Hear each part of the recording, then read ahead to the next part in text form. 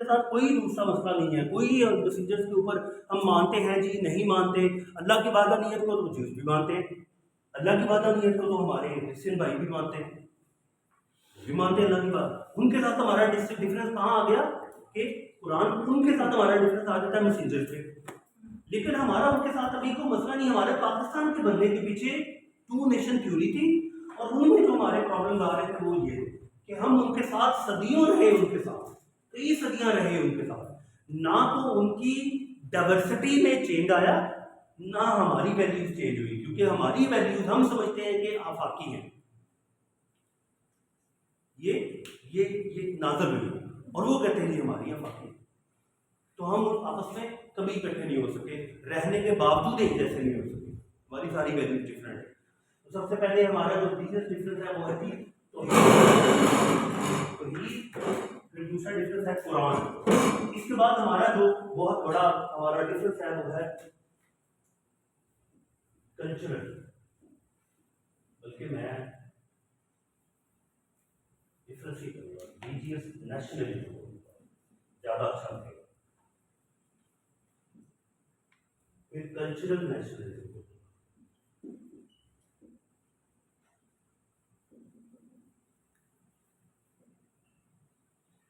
अब cultural nationalism में differentiate क्या है, हमारा कल्चरल नेशनलिज्म क्या है, उनका क्या है, इसके ऊपर अगर बात करें तो हमारे पास सबसे पहला जो है वो ये है कि हमारा, हम कहते हैं कि हमारा जो है वो जी इस्लामिक डिलीवर्ड हमारा कल्चर है, और उनका हमारी तरफ से हम ये समझते हैं कि उनका सेल्फ बिल्ड है, उन्होंने खुद बनाया। पहला डिफरेंस तो ये है हमारा, our culture is prepared and given from the god almighty, and their culture is the self made culture. सबसे पहला डिफरेंस है। उसके बाद हमारा और उनका दूसरा जो डिफरेंस आता है कि वो बर्न करते हैं और हम बरी करते हैं। इतनी सारी लकड़ियां इकट्ठी करते हैं, आग जलाते हैं, लकड़ियां भी ज़ाया करते हैं, इन्वायरमेंट भी ज़ाया करते हैं, खराब करते हैं, पोल्यूटेड करते हैं, बंदा भी जला देते हैं। हम करते हैं बरी करते हैं, इज्जत और इकराम के साथ उसी ज़मीन के हवाले करते हैं जहाँ से मिट्टी ली। ये भी हमारा उनके साथ एक बड़ा डिफरेंस है। और इसके अलावा हमारा जो बहुत बड़ा डिफरेंस है, बहुत बड़ा, जो आज भी वहाँ पे लड़ाइयों की वजह बना हुआ है, स्ट्रक्चर ऑफ को, ये हमारी कल्चरल चेंजेस है ना। हमारा कल्चर है कि हम दफनाएंगे, हमारा कल्चर है कि हम जनाब अली उसको स्लॉटर करेंगे, को हम गाय को ज़िबा करेंगे, उनका ये नहीं पूछते हैं, वो मारते हैं, सारी माँ ने उसने मारे को, सारी माँ की बात करना चाहिए इधर उधर। तो वहाँ पर मुसलमानों के साथ इस तरह से मुकाबला होते हैं, इसलिए भी हम कभी इकट्ठे नहीं हो सकते।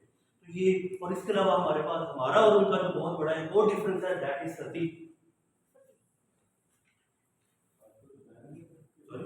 सर वहाँ पे हो रहा है, वहाँ पे हो रहा है, सुप्रीम कोर्ट ने एक्शन लेने के बावजूद, कहते हमारा कल्चर है, सुप्रीम कोर्ट कौन होती है, गवर्नमेंट ने उसके खिलाफ कुछ भी नहीं किया, उसकी इम्प्लीमेंटेशन भी कराई नहीं है।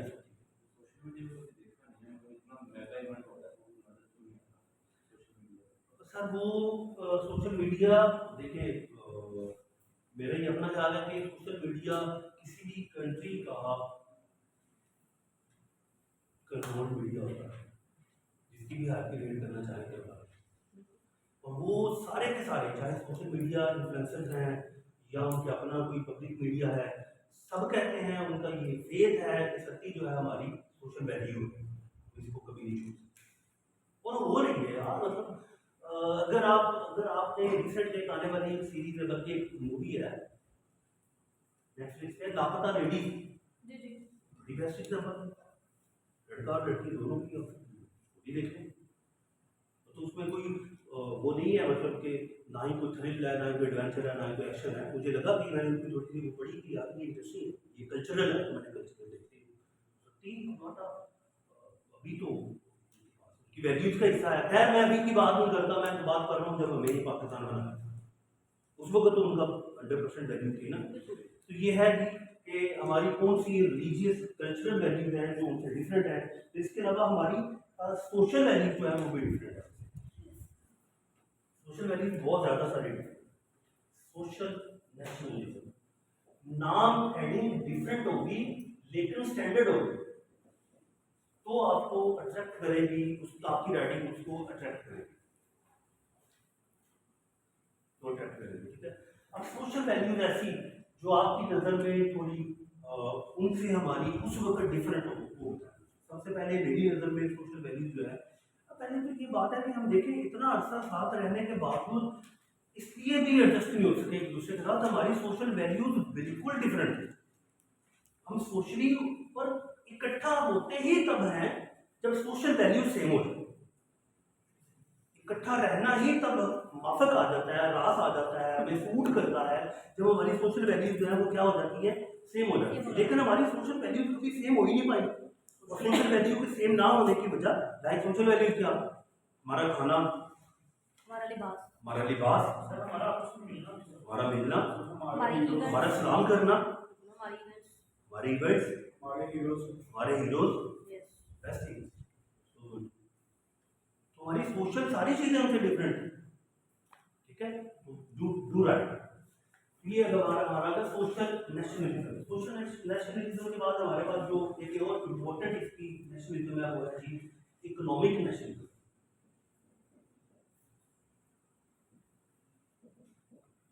मैं जो डिस्कस कर रहा हूँ ये किसी बुक से लिया गया नहीं है, बहुत सारी रिसर्च थ्योरीज हैं जिनसे मैंने इम्पोर्टेंट डाटा को कलेक्ट किया है और उसके ऊपर फिर मैंने अपना इनपुट देके उसमें कुछ चेंज किए हैं जो बेहतर हो सकते हैं। वो आप भी बेहतर कर सकते हो, मैंने अपने लेवल पे बेहतर किए हैं, अपने लेवल पे बेहतर कर सकते हो। तो मैंने ये डाटा आपको दे रहा हूँ, ये चीज़ें दिखने, फिर अभी इसके ऊपर देखेंगे कि आपने रिसर्च क्या करती है। मैं आपको रिसर्च के लिए भी ये दूंगा कि आपने इसके ऊपर क्या काम किया। तो हमारी आ जाती है इकोनॉमिक जो नेशनलिज्म है वो। आपको पता है कि 1857 की जंग, जब जंग आज़ादी जिसको बोलते हैं, क्या बोलते हैं, कब हुई थी, 1857। ये दोनों का अपना ही खुराफात थी, हिंदुओं की भी और मुसलमानों की, ये दोनों की मिली जुली खुराफात थी। दोनों ने कहा कि इन्होंने बात बढ़ो है तो आ गए, इनको ब्रिटिश को देर बाद, एक्चुअली उससे पहले सिर्फ दो कम्युनिटीज का जिक्र होता था, हिंदू और ब्रिटिश। मुसलमानों की कम्युनिटी का कोई जिक्र नहीं। मुसलमानों की कम्युनिटी का जिक्र होना शुरू होता है 1909 के बाद, कि मुसलमान भी कम्युनिटी है, उनको प्रॉपर लेजिस्लेटिव जो हमारी वो थी उसमें प्रॉपर दिया गया, सीट दी गई। लेकिन उससे पहले क्या था, यही था जो मैं बता रहा हूँ, तो पहले दो ही कंसिडर होते थे। तो 1857 के बाद जब सूरत हाल चेंज हुई, हमारी जंग आज़ादी को बुरी तरह नाकामी हुई, और ये जंग आज़ादी खुराफात था दोनों कम्युनिटीज का, दोनों सोसाइटी का, दोनों कल्चर का, दोनों रिलीजन का, जिनमें हिंदू और मुसलमान दोनों इकट्ठे थे, बुरी तरह नाकाम हुई, मारा गया, बहुत सारे लोग शहीद हुए, उनके भी, इनके हिंदुओं के भी मुसलमानों के भी हुए। तो चुपके से जाके ना हिंदुओं ने गोरों के कान में कहा ये तुम हमें यूज कर रहे थे, हम यूज हुए थे इससे, हमें तो पता ही नहीं था ये करना क्या चाह रहे हैं। उन्होंने कहा अच्छा ये इनकी खुराफात थी मुसलमानों की, इन्होंने पेंटी लगाई।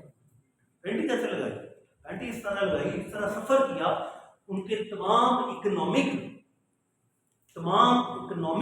जो प्लेटफॉर्म से, जो सोर्सेज से उनको सलाम किया। मुसलमानों के जितने गांव होते थे उनके ऊपर टैक्स बढ़ा दिया गया, उनकी इनकमिंग सोर्सेज जो थे उनके ऊपर टैक्स बढ़ा दिया गया, बल्कि उनके इनकमिंग सोर्सेज को इफेक्ट इस तरह किया गया कि उनकी इकोनॉमी बुरी तरह से डिस्टर्ब हुई। तो हमारे और उनके इकोनॉमिक डिफरेंसेस भी थे, इसके अगेंस्ट हिंदुओं को अपग्रेड किया गया, बूस्ट किया गया, उनकी इकोनॉमी को ग्रो किए, वो उनके करीब हो गए थे। और जब उनके करीब हुए उन्होंने इंग्लिश सीखना शुरू कर दी। बाद में सर सैयद अहमद खान का ये बहुत बड़ा अल्लाह ताला उनकी उनको जवाब दे इस बात का भी, उनका बहुत बड़ा एहसान है कि उन्होंने मुसलमानों को बताया कि इंग्लिश पढ़ो, जानो। मौलवी कहते थे कि जहाज से कुफर है, जहाज से बैठे हुआ है तो अल्लाह ताला बराबर की शरीक है, वह तो बिद्दत वो रेडियो ना सुनिया जी, वह शैतानी आवाज़ आने, वो टीवी ना देखा जी, अल्लाह मार कर। फिर वो क्या होगा, मौलाना साहब ने बताया, सर सैयद अहमद खान साहब ने बताया कि नहीं इंग्लिश सीखो, ये फरंगी की जुबान नहीं है, इनसे सीखोगे इंग्लिश तो फिर इनसे बात करोगे, अपना मौका दोगे। तुम उर्दू च कहते रहो ना, कहना पता दुआ कर देते साढ़े वास्ते। वो पाकिस्तानी चला जाता है सऊदी अरब, लड़ाई कर देता है किसी सऊदी से, पाकिस्तानी उसको दो तक बुरी बातें करता है लड़ाई में, तो वो उसको भी अपनी अरबी में दो चार थोप देता है, बातें यूज करता है उसे, यार बेटे चंगे लोग मैं खाना बेटियाँ नहीं हमें दुआ दे रहे हैं। हमारा तो ये हाल है ना। तो सर सैयद ने कहा कि भाई इंग्लिश की तरफ आओ, कुछ सीखो, इनसे बातें करो, तो फिर पता चलेगा कि आपका कॉन्सेप्ट आप चाहते क्या हो, उनको फिर पता चलेगा। लेकिन उससे पहले 1857 के बाद हिंदुओं ने अपना रोल प्ले किया और हमारी इकोनॉमी को बुरी तरह से हिट किया, इसलिए हमारे इकोनॉमिकल नेशनलिज्म उनसे डिफरेंट हो। हमारी नेशनलिज्म उनकी नेशनलिज्म में एक खास फर्क आ गया, वो ग्रो करना शुरू कर गए, हम नीचे जाना शुरू कर गए। और बड़ी मजे की बात होती, बड़ी मजे की बात होता हूँ, एक खास स्कूल ऑफ थॉट के लोग हैं, अभी भी हैं, जो ये कहते हैं कि पाकिस्तान के बनने के पीछे कुछ कारोबारी लोगों का, क्योंकि उनके कारोबार में थी, ऐसा उन्होंने कहा। बड़ी एग्जाम्पल दूँ आपका, कसरी सबसे पूछा, गवादर की जो पोर्ट है, ये क्या पाकिस्तान के पास शुरू से थी? बाद में आई, परचेज की, किससे परचेज की? किससे परचेज की? हाँ नहीं है, लेडीज। फिरोज खान नून की बेगम साहिबा, और फिरोज खान नून वही थे जिनका कारोबार जब इकट्ठे थे बड़े फैक्टर का था। आपके चीफ जस्टिस के वाला साहब वही थे जिनका कारोबार पाकिस्तान में सारे इकट्ठे थे तो बड़ा फैक्टर था। एवं नहीं कायदे उनको बुला के काजी फायद ईसा साहब के वाला साहब ने एक तरफ वो तकड़ी में रखा और जितना सोना था वो दे दिया कि उनके सारा कारोबार कादर उनके बदल के बराबर जितना सोना था कादर पाकिस्तान की स्पोर्ट्स में वो दे दिया पाकिस्तान का। क्योंकि पाकिस्तान इकोनॉमिक हम बुरी तरह सफर हुए, ये सच थी बात, ये स्कूल ऑफ थॉट है, मैं नहीं कह रहा हूँ। हम लिखेंगे इसमें, भाई लोग सोचते थे, लोग हिस्ट्री लिख रहे हैं ना, हम लिख रहे हैं कि टू नेशन थ्योरी क्या थी, हम लिख रहे हैं कि भाई लोग ये सोचते थे, लोग ये सोचते थे, तो लोग ये भी सोचते थे। बेटर रियलिटी है, बट लोग सोचते थे और ये बेनिफिटेड है। अगर गलत, मैं समझता हूँ गलत नहीं है, क्या हमने यहाँ पे पाकिस्तान बना के भूखे मरना था? इकोनॉमिकल डिफरेंसेस हमारे उनके साथ 1857 के बाद पैदा होने शुरू हो गए थे। जब पाकिस्तान बना 1906 में, हमारे बलूची बहुत सारे ऐसी फैमिलीज थी, हमारे जो बहावल नगर के जो वो रियासत के क्या नाम था उनका, नवाब थे,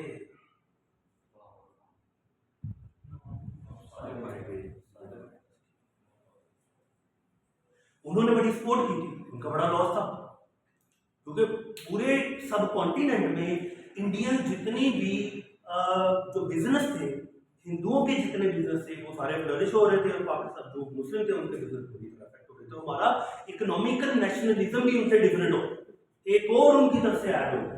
पाकिस्तान के बनने के पीछे ये भी एक वजह बताई जाती है, हम लिखेंगे जरूर, लेकिन ये हमारा पॉइंट ऑफ व्यू है, हम तो बता रहे हिस्ट्री में क्या था सर हमने क्वेश्चन दिया तो हिस्ट्री ये भी कह रहे हैं, और इसके इसके प्रॉपर सबूत है हिस्ट्री में। पीएचडी के रिसर्च पेपर है इसके ऊपर, जो एक्सेप्टेड है पीएचडी, इनको डिग्री मिली हुई है, मैं आपको शेयर करूंगा, आज ही शेयर कर दूंगा। बंदे ने पीएचडी की डिग्री इसके ऊपर ली है, उसके पीएचडी के रिसर्च पेपर में ये बात, पाक फेथ की पीएचडी में उसके पेपर में, रिसर्च पेपर में ये बात लिखी है, उसने पीएचडी डिग्री अलॉट हुई है उसको। मैं तो नहीं कह रहा रेफरेंस दे, पेशावर यूनिवर्सिटी का फलां प्रोफेसर था, उसको डिग्री मिली उसने रिसर्च पेपर, ये लेके रेफरेंस कोट करें, आपको नंबर मिलेंगे। याद ये तो रिसर्च नोट भी पढ़ता है बच्चा, ओके। तो हमारा इकोनॉमिकल जो डिफरेंस है वो भी उनसे पैदा हो गया। उसके बाद हमारा आ जाता है कि एजुकेशनल नेशनलिज्म। हाँ जी, अब बात करते हैं इकोनॉमिक्स में, हमने कहा तो उसके बारे में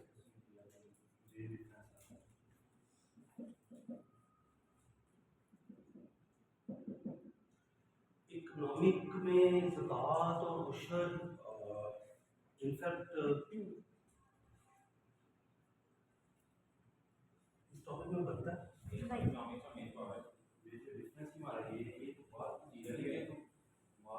पीछे कहीं चीज होती थी जो फायदा अपना होगा पाकिस्तान का भी है, मेन हमें डिफरेंस जो टू नेशन थ्योरी का डिफरेंस है, मतलब इंडोनेशिया से पाकिस्तान के बनने के पीछे ऐसे लोगों को कुछ डाला था। एक्चुअली मैं हिस्ट्री बता रहा हूँ कि उस वक्त के जिन लोगों ने इकोनॉमी को पार्ट बनाया था डिवीजन का, उनका जहन माइंड ये नहीं था कि ज़कात उशर ये नहीं देते थे, इसलिए ज़्यादा उनका जहन ये था कि 1857 के बाद हमारे कारोबार इन्होंने बढ़ दी, हमारे कारोबार भी बढ़ गए। मैं वो तारीख बता रहा हूँ, और ये शायद आप बता रहे थे कि आपने यूनिवर्सिटी में पढ़ा है टू नेशन थ्योरी में, टू नेशन थ्योरी में ये ऐड किया गया। अच्छा इसको फिर ना मैं ये कहूँगा कि करने में से मेरी जो मैंने हिस्ट्री पढ़ी है उसके अकॉर्डिंग मैंने बताया कि उस वक्त मुसलमानों का ये कॉन्सेप्ट बिल्कुल नहीं था कि हिंदू ज़कात नहीं देते और उशर नहीं देते इसके उम्मीद के साथ।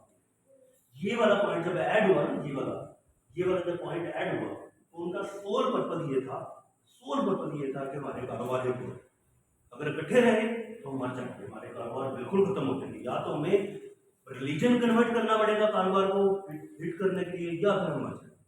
उस वक्त हिस्ट्री ने ये कहा, और मैं ऐड कर रहा हूँ और इसके ऊपर हम सारे रिसर्च करेंगे sir. I have a question on this point कि अगर ज़कात और उसका कोई ऐसा कोई पॉइंट था तो चैरिटी तो वो भी करते हैं। लेकिन हम डिफरेंस है ज़कात और उशर की कहते हैं। मतलब कंसीडर तो चैरिटी कंसीडर होगी ना, ये भी ज़कात चैरिटी तो बहुत सारी करते हैं, कर सकते हैं हम ज़कात से हट के हर कुछ करते हैं, हम चैरिटी हम भी करते हैं। ज़कात एक फिक्स्ड अमाउंट है जो ये आपने। आप क्या कहते हैं? I don't think so कि ये कोई इतना वो हाईलाइटेड पॉइंट है। हाईलाइटेड नहीं है, एक्चुअली डिस्कशन करने से हम कुछ हमारे व्यूज क्लियर होते हैं। मैं इसलिए चाहता हूँ कि हमारी क्लास जो है ना डिस्कशन की तरफ जाए, पर्सनली ये चाहता हूँ। हालांकि ये मैं इसको बड़ी अच्छी तरह से उनकी सपोर्ट में ऐड कर दूँगा, मैं कर सकता हूँ, वो भी कर दूँगा। मैं ये चाहता हूँ कि हम आप अपना अपना व्यू दो, तो मैंने रेडी होकर सारा कुछ बोलना है, तो जिस केसेस की क्लास है तो आप अपना व्यू दो। आप कह रहे हो देखना डिस्कशन में, आप कह रहे हो नहीं सर ये उसमें नहीं आता, उन्होंने कहा था, मैं फिर कह रहा हूँ मैं आपके साथ पढ़ता, वो कह रही है कि चैरिटी में आता है, it's a kind of charity, charity तो सारे करते हैं। अब डिफरेंस बताइए आप। अच्छा फिक्सेशन की वजह से उनसे हमारा डिफरेंस ये है कि हम फिक्स कर देते हैं और वो फिक्स नहीं करते, हो सकता है उनसे ज़्यादा चैरिटी करते हो, इससे ज़्यादा करते हो, वो भी इनसे भी ज़्यादा करते हो। उस वक्त हमारा तो इकोनॉमिकल जो वैल्यूज थी, जो हमारी को इकोनॉमिकल कंडीशन थी, वो तो बड़ी बुरी थी। आप बताइए जरा।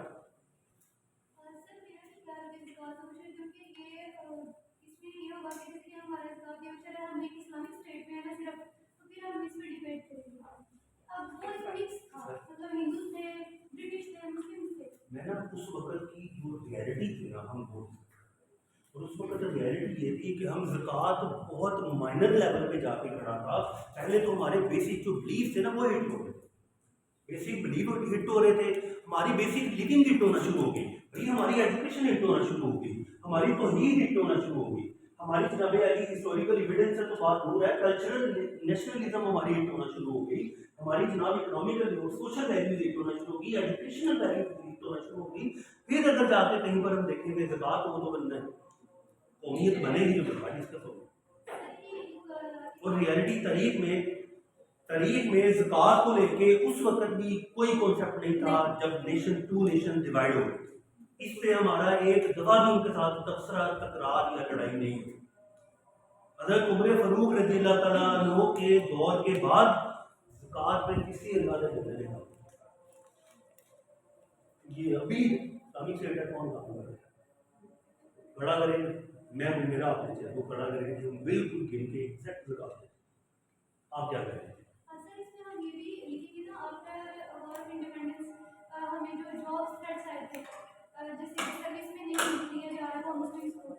और अगर लिया जा भी रहा था तो उनकी कोई रिप्रेजेंटेशन नहीं थी किसी अच्छे डिपार्टमेंट में, उनको पीछे छोड़ा जा रहा था। इंफॉर्मेशन चोरी की भी खोज हो सकती है, तो फिर मुसलमानों ने जो है वो डिमांड की थी कि हमें एक अलग एरिया दे दें।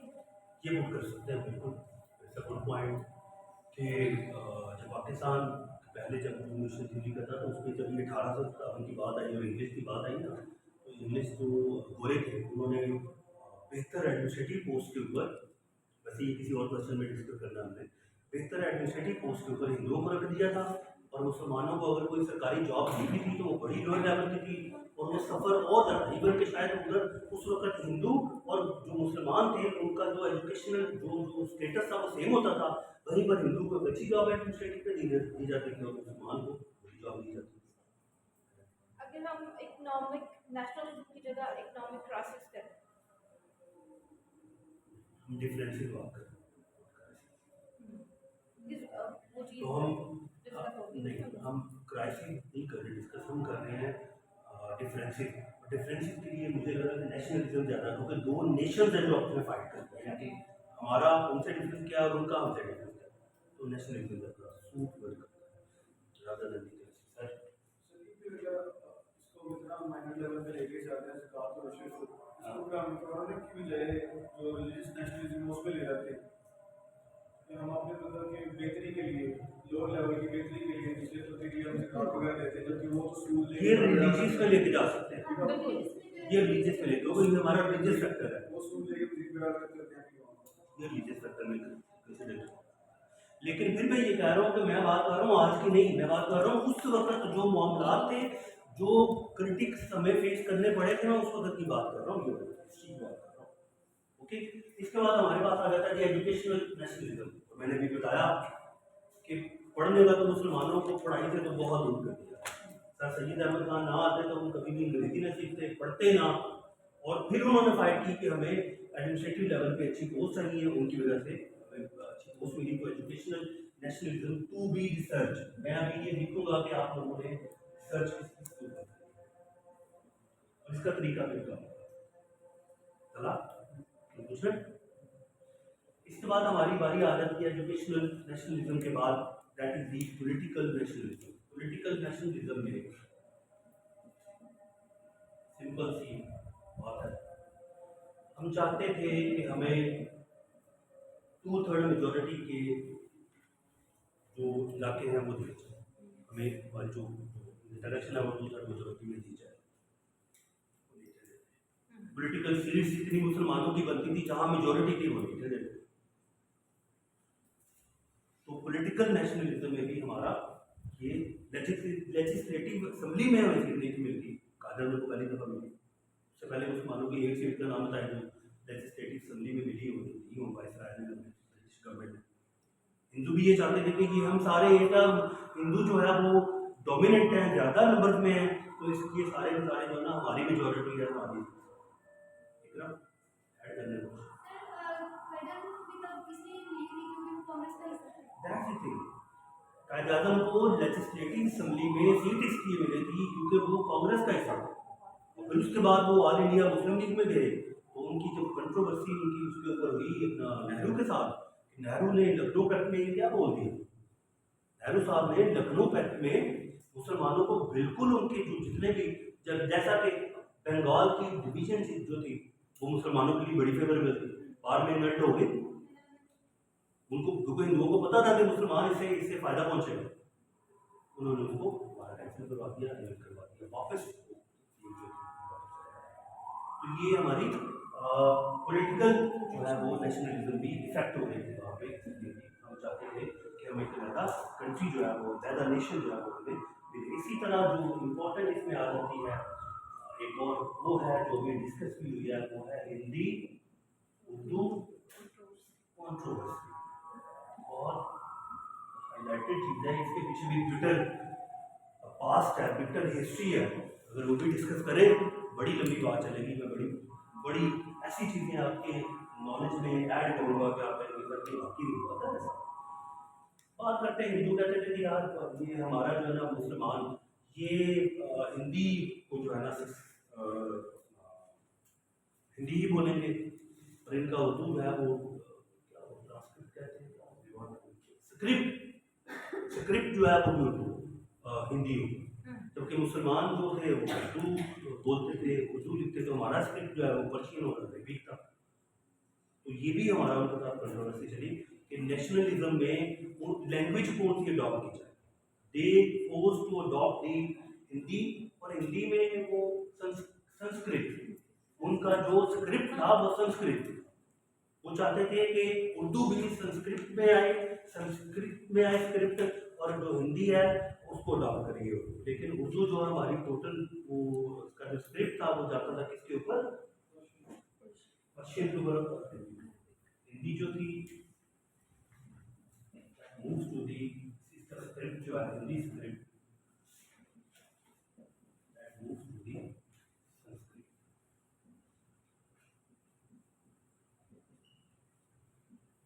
Urdu, Persian, to some extent Arabic. इसका स्क्रिप्ट कुछ पर्शियन, ज़्यादा पर्शियन था, कुछ अरबी। तो ये भी हमारी उनके साथ कोई कंट्रोवर्सी थी। अभी मैं ये टॉपिक कंप्लीट करके आपको क्वेश्चन बताता हूँ कि ये क्वेश्चन कैसे आते हैं और कैसे लिखना कैसे होगा, इसके ऊपर रिसर्च भी आपने कैसे करनी है। तो ये था जी हमारा उर्दू और हिंदी कंट्रोवर्सी का भी हमारे उनके साथ चल रहा था। फिर उसके बाद कांग्रेस का ना एटीट्यूड जो था ये भी बड़ा चेंज हो गया। कांग्रेस का एटीट्यूड भी बहुत चेंज हो रहा है। इसकी एक बहुत बड़ी वजह आई कांग्रेस एटीट्यूड। हमारी टू नेशन दिल्ली की वजह, हमारा दूसरा एक लैदर से स्टेट लेने की वजह कांग्रेस का एटीट्यूड भी बहुत ज्यादा था। क्यों? कांग्रेस मुसलमानों को, मुस्लिम लीडर को स्नब करना शुरू कर दिया, मुसलमानों के राइट्स स्नब करने शुरू कर दिए, पॉलिटिकल भी और लेजिस्लेटिव असेंबली में कोई ऐसी फॉर्म ऑफ पॉलिसी डिस्कस अगर होती थी तो उसमें भी उनको जो है वो स्नब किया जाता था, मुसलमानों को बिल्कुल इग्नोर किया जाता था। उनका ये जो बिहेवियर था ये भी एक वजह बना हमें टू नेशन थ्योरी की तरफ जाने के लिए। हमारा एक रहता एक बड़ा इंपॉर्टेंट टॉपिक है वो है जी जिसके ऊपर आपसे मैं चाहूँगा कि आप भी इसमें इसके ऊपर जरूर कुछ ना कुछ दें। एक वक्त में 1880 के बाद एक तहरीक प्रॉपर चलाई थी हिंदुओं ने, that is anti Muslim campaign. Anti Muslim campaign, मैं थोड़ा सा, अगर आपको याद नहीं है तो उसमें जैसे कि मैंने पहले बताया 1857 के बाद एक पूरा उनका एक म्यूचुअल ज्वाइंट हो गया ब्रिटिश का और उनका हिंदुओं का। तो इस कैंपेन में भी हिंदू और ब्रिटिश जो थे ये ज्वाइन हो गए और इन्होंने मुसलमानों को जबरदस्ती या तो कन्वर्ट करना शुरू कर दिया from Islam to the other religion, like या तो उनको बहुत ज़्यादा वो ऑफर करते थे कि भाई ये इतनी जो है आपको बेनिफिट्स मिलेंगे, just change to the Christianity और चेंज टू दी हिंदुइज्म, या फिर जो एग्री नहीं थे करते उनको साफ करना शुरू कर देते। और इवन इस बेस पे उन लोगों ने कुछ उस वक्त मुसलमानों को किल भी किया, मर्डर भी किया। तो ये अच्छी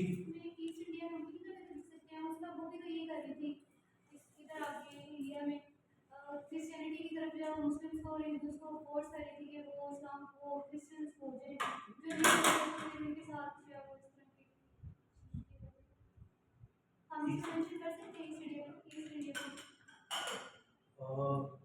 मेरा ख्याल है कि जब ये 1857 की वॉर चला, ईस्ट इंडिया कंपनी उस वक्त तक कंपनी से गवर्नमेंट में चेंज हो गई। 1857 के बाद ऑनवर्ड तो गवर्नमेंट कॉलोनियल जो हमारे ये जो इलाके थे वो कॉलोनी थी, हम government under government of India. तो जो उस वक्त तो हैपन हुआ हम वो जिक्र करते हैं। शुरू में तो देखें वो क्या बन गया है, ताजर बन गया है। उनको पता ही नहीं था कि इंडिया या ये जो सब कॉन्टिनेंट है ये इसकी चार्म्स क्या है। उन्होंने यहाँ आके देखा कि इसमें तो बड़े चार्म्स है भाई इधर।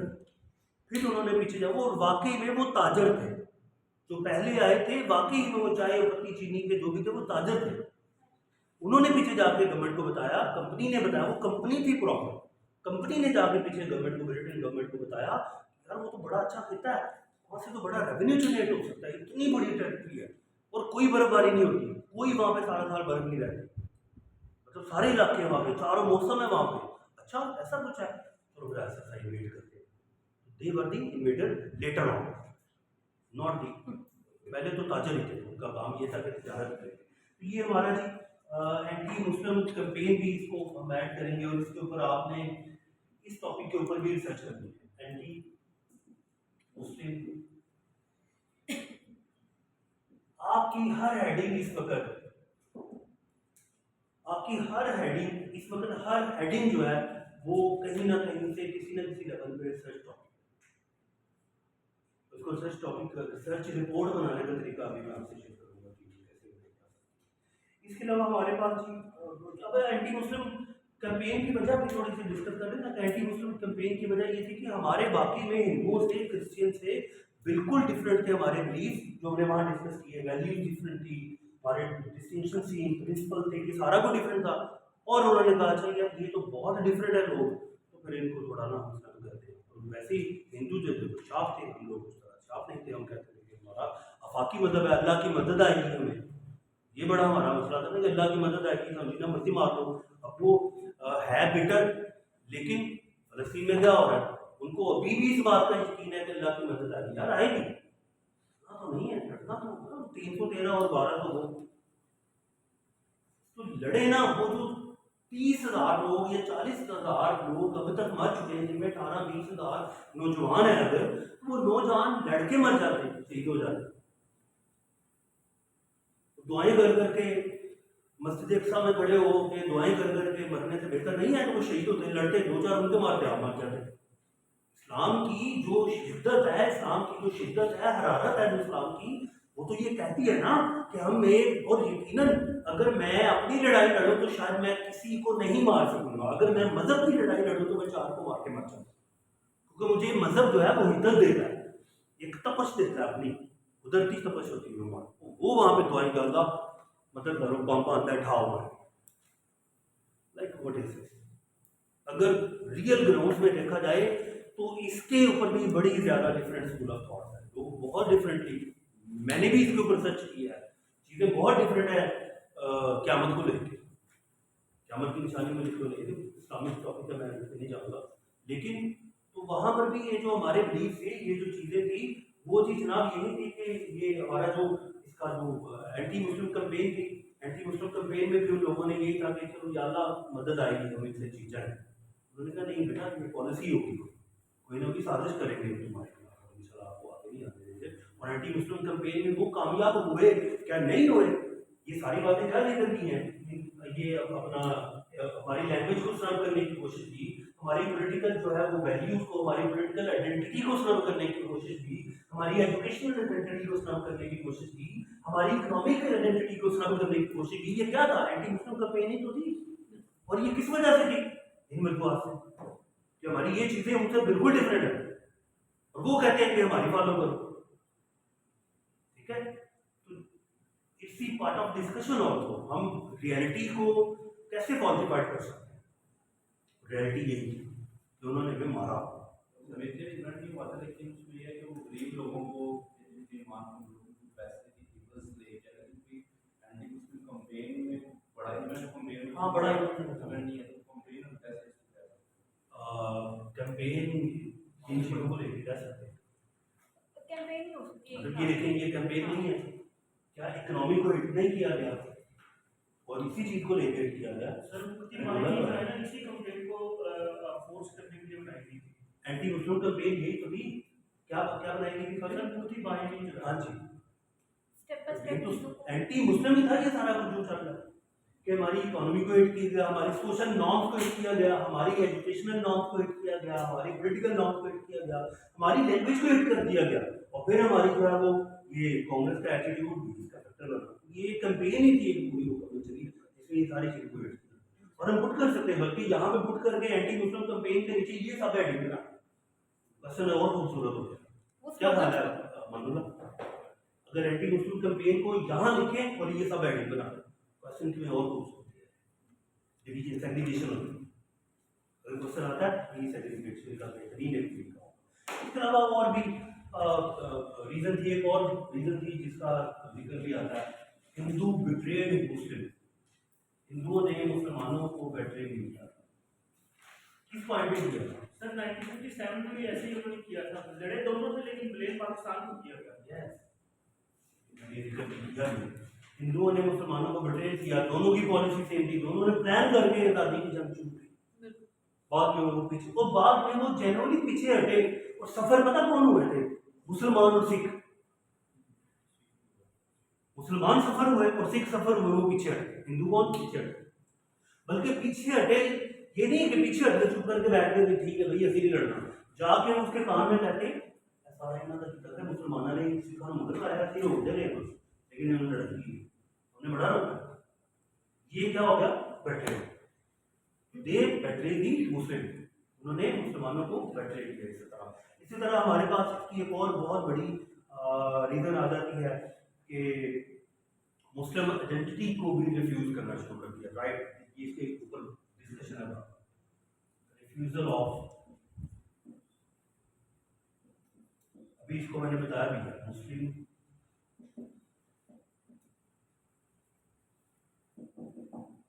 आइडेंटिटी, मुस्लिम आइडेंटिटी को उन्होंने बिल्कुल इग्नोर कर दिया। लाइक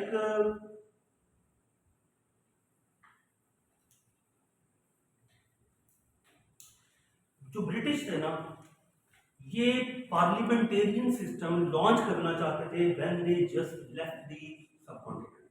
बहुत पॉइंट नोट कर कि हिंदू ब्रिटिश जो थे, दे adopt the parliamentarian system when they left the subcontinent. They wanted to adopt the parliament, apply the parliamentary system in subcontinent. और अगर ऐसा हो जाता, और देखें ये पार्लियामेंटेरियन सिस्टम क्या है, अभी भी पार्लियामेंटेरियन सिस्टम अगर चल रहा है या डेमोक्रेटिक सिस्टम चल रहा है, तो पार्लियामेंटेरियन और डेमोक्रेटिक को दोनों को डिफाइन करते ज़्यादा पार्लियामेंटेरियन सिस्टम क्या है साकिब?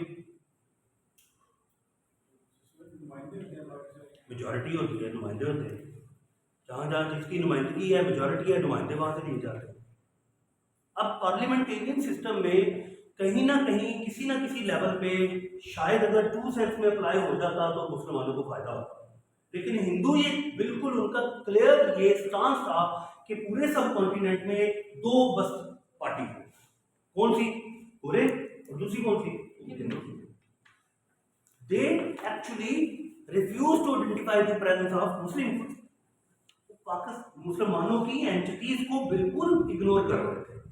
और अगर इस तरह गोरे चले जाते हैं तो फिर क्या होगा, ब्रिटेन चले जाते हैं जब, तो फिर क्या होगा, फिर पूरे सब कॉन्टिनेंट पे सिर्फ हिंदू।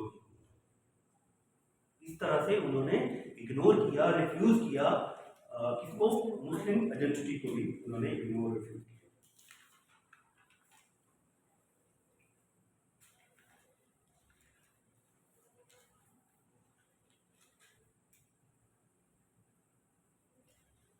ठीक है जी। अब इसके बाद थोड़ा सा आगे अगर चले, थोड़ा सा और आगे, तो हिंदुओं का और मुस्लिम का जो डिफरेंस पैदा करना शुरू किया, वो सबसे पहले आपके सर सैयद अहमद खान ने ये बताया कि भाई आपकी आइडेंटिटी, और सबसे पहले नेशन का वर्ड सर सैयद अहमद खान ने कहा कि ये पूरी नेशन, इसको आप इग्नोर नहीं कर सकते, और इसकी वजह antagonistic behaviour of Hindu, right. When Sir Syed Ahmad Khan called Muslims as a nation in the subcontinent, when Sir Syed Ahmad Khan called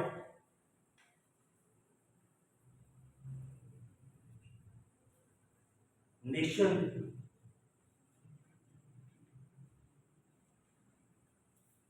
Muslims as a nation in subcontinent, was due to Muslims as a nation in subcontinent was due to the antagonistic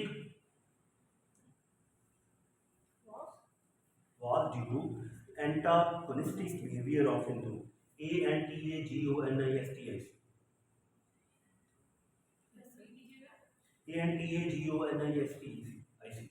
antagonistic, antagonistic, bad mood behavior, weird, okay, ठीक है।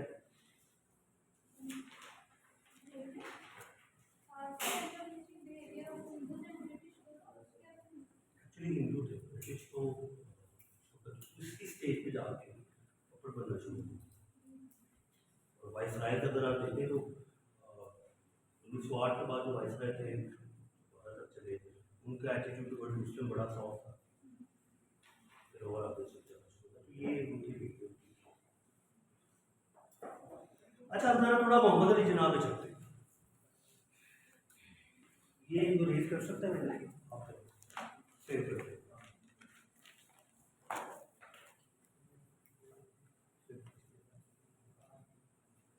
जैसे sir कर दे रहे जब CSS के किसी बच्चे ने पॉइंट आउट कर दिया तो बड़ी इसी हो सकती, इसलिए मैं खुद ही पॉइंट आउट कर दिया। वो बड़े मजे की एक वीडियो देख रहा था, क्या वो, हाँ, वो जो जिसकी बीवी मॉर्निंग शो करती है और वो जो है वो एक्टर है दानिश, और निदा यासिर निदा यासिर, वो फार्मूला कार के ऊपर जो डिस्कशन हुई थी, अच्छा ये फार्मूला कार अभी फार्मूला तैयार हुआ है, अच्छा नहीं नहीं मतलब अभी फार्मूला, कहते नहीं मैडम ये फार्मूला कार है, कार की टायर कहते नहीं, अच्छा अभी आपने सिर्फ फार्मूला तैयार कार बनाने बाकी है।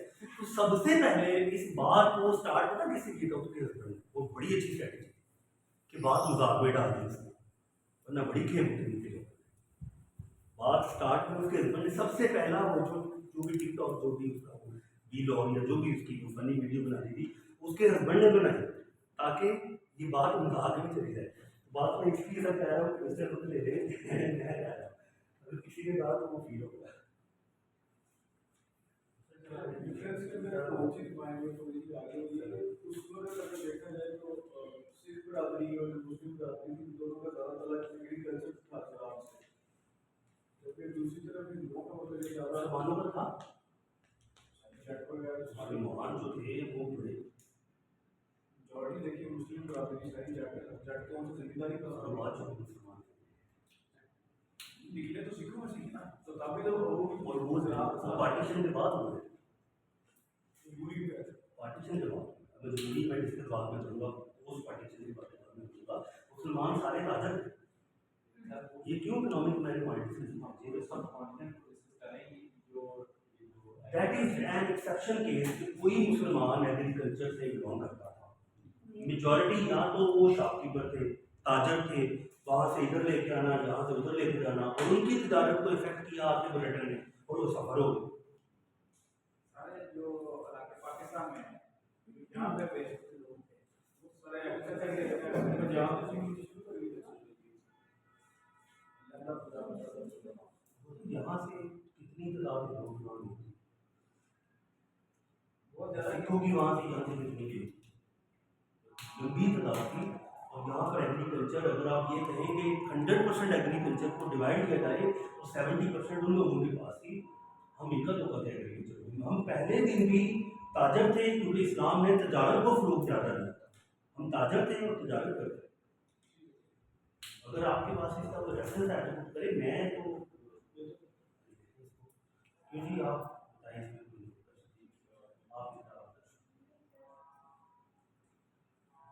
कुछ इसमें आपकी और किसी की कि मुसलमान जो थे वो एग्रीकल्चर से भी बिलोंग करते थे, एक बड़ी तादाद थी जो मैं यहाँ पे मिस कर रहा हूँ किसी से।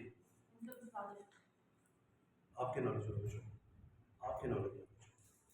हमारे यहाँ में कुछ ऐसे भी स्टूडेंट्स हैं जिनकी पहले CSS के ऊपर अच्छी ग्रिप भी है, उन्होंने CSS के सिलेबस को गो थ्रू भी किया हुआ है, तो वो भी हमारी जो है वो रहनुमाई भी करेंगे। इट्स अ डिस्कशन क्लास, मेरा पॉइंट ऑफ व्यू डिफरेंट हो सकता है, ठीक होना ना होना बात की बात है, तो कुछ पॉइंट ऐसा, कुछ ऐसी पॉइंट्स ऐसे पॉइंट्स होंगे जो इन्होंने पढ़े होंगे, मेरी नज़र से नहीं उतरे होंगे, तो ये अगर पॉइंट ऐसा कि इन्होंने अभी बोला ये मैं रिसर्च करूँगा, मैं ये कहूँगा अभी नीचे मुसलमानों की पाकिस्तान बनने से पहले रिसर्च जो एग्रीकल्चर जो पॉपुलेशन की वो कितनी थी, जो एग्रीकल्चर की बेस, तो ये हम देखेंगे, इसमें बुक करेंगे साथ में। आप भी इसका ज़रा रेफरेंस देखिएगा, हम भी अपना अपना देखते हैं, कल की क्लास में इसको डिस्कस, ठीक है जी। मेरे नोट में कुछ अभी बात करेंगे मोहम्मद अली जिन्ना की, टू नेशन थ्योरी में स्टार्ट करते हैं। Mohammad Ali Jinnah, role of Mohammad Ali Jinnah.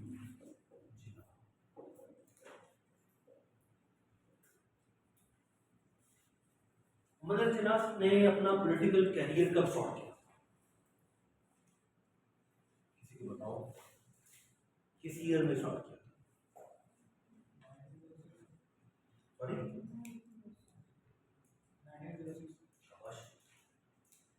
पहली दफा फर्स्ट टाइम कायद-ए-आज़म मोहम्मद अली जिन्ना ने एक स्टोरी सुना, इसके बाद की कायद-ए-आज़म मोहम्मद अली जिन्ना ने 1906 में आके कौन सी पार्टी को ज्वाइन किया था? ऑल इंडिया कांग्रेस, कांग्रेस को ज्वाइन किया। अच्छा, 1906 में कांग्रेस को ज्वाइन करने के बाद कौन से ईयर में कायद-ए-आज़म मोहम्मद अली जिन्ना लेजिस्लेटिव असेंबली के मेंबर हुए थे?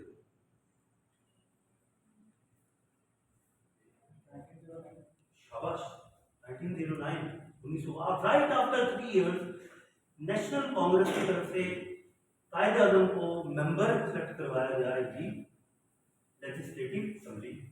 सीधे लिखने वाली हैं, ये एमसीक्यूज भी हैं बच्चों, ठीक है। और जितनी डेट्स आपकी एक्यूरेट होंगी आपके आंसर में उतनी ज़्यादा जान होगी, ईयर्स जितने ज़्यादा एक्यूरेट होंगे उतने आपके क्वेश्चन में जान होगी। तो 1909 में वो लेजिस्लेटिव असेंबली काउंसिल के मेंबर सेलेक्ट हो गए।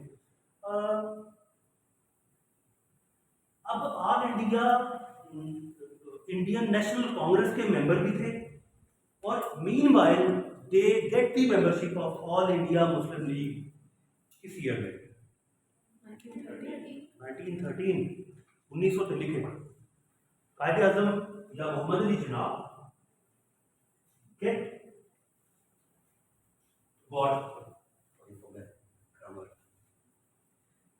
got membership of all India Muslim League AIML। ये AIML क्वेश्चंस में यूज करता है बार बार, AIML पूरा वर्ड नहीं लिखता, आपको पता होना चाहिए कि AIML all India Muslim league है। अच्छा 1913 में वो उसमें हो गए। अब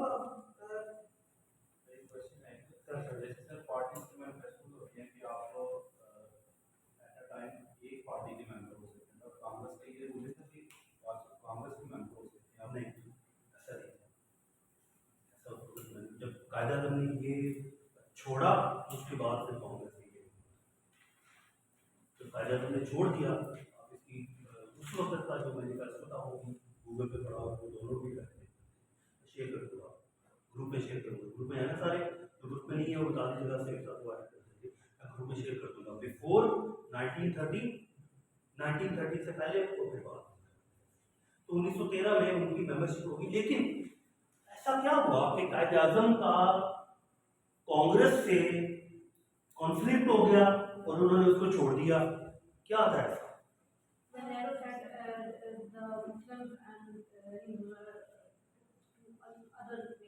एक्चुअली गांधी ने ये कहा, गांधी ने एक ना एक एक एक एक पैक्ट बनाया जिसका नाम था स्वराज है, लेकिन SAWARG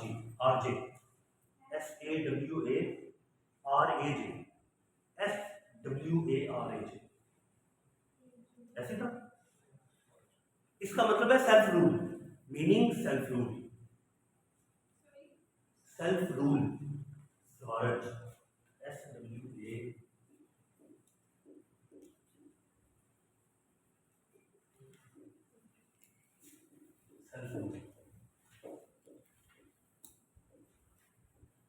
यहाँ पे आके कॉन्फ्लिक्ट शुरू हुआ कायदे आजम का 1913। ये एनी दशमन से ये ना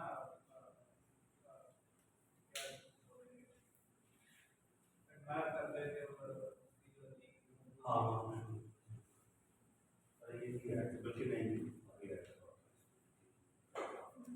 अच्छा ये गांधी चाहते थे कि सेल्फ रूल।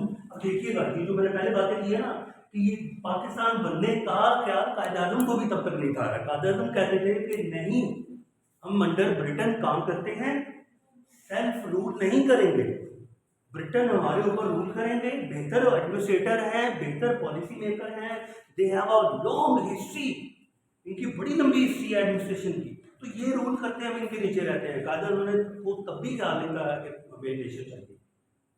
ये नेशन का वर्ड सर सैयद अहमद खान ने तब बोल दिया। कायदे तो चाहते थे कि सेल्फ रूल नहीं करना, गांधी चाहते थे क्या करना है।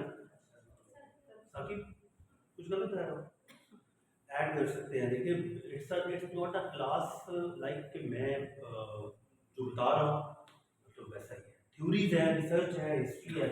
अगर आपके पास इससे कोई बेहतर ओपिनियन कोई हो तो आप ऐड करें, हम उसको डिस्कशन कर लेते हैं। ऐसा नहीं था जो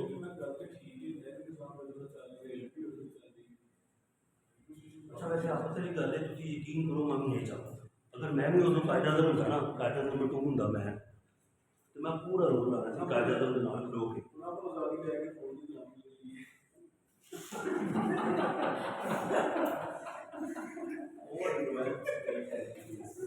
over developed state order, okay Gandhi का लाइन पढ़ो या नहीं ओवर नहीं, वो प्रॉपर्ली डिवाइडेड है। मैं ऐसा कोई वर्ड ना बोलूँगा ना बोलने ना मैं आपके बोलने पर इसका रिस्पॉन्सिबिलिटी लूँगा।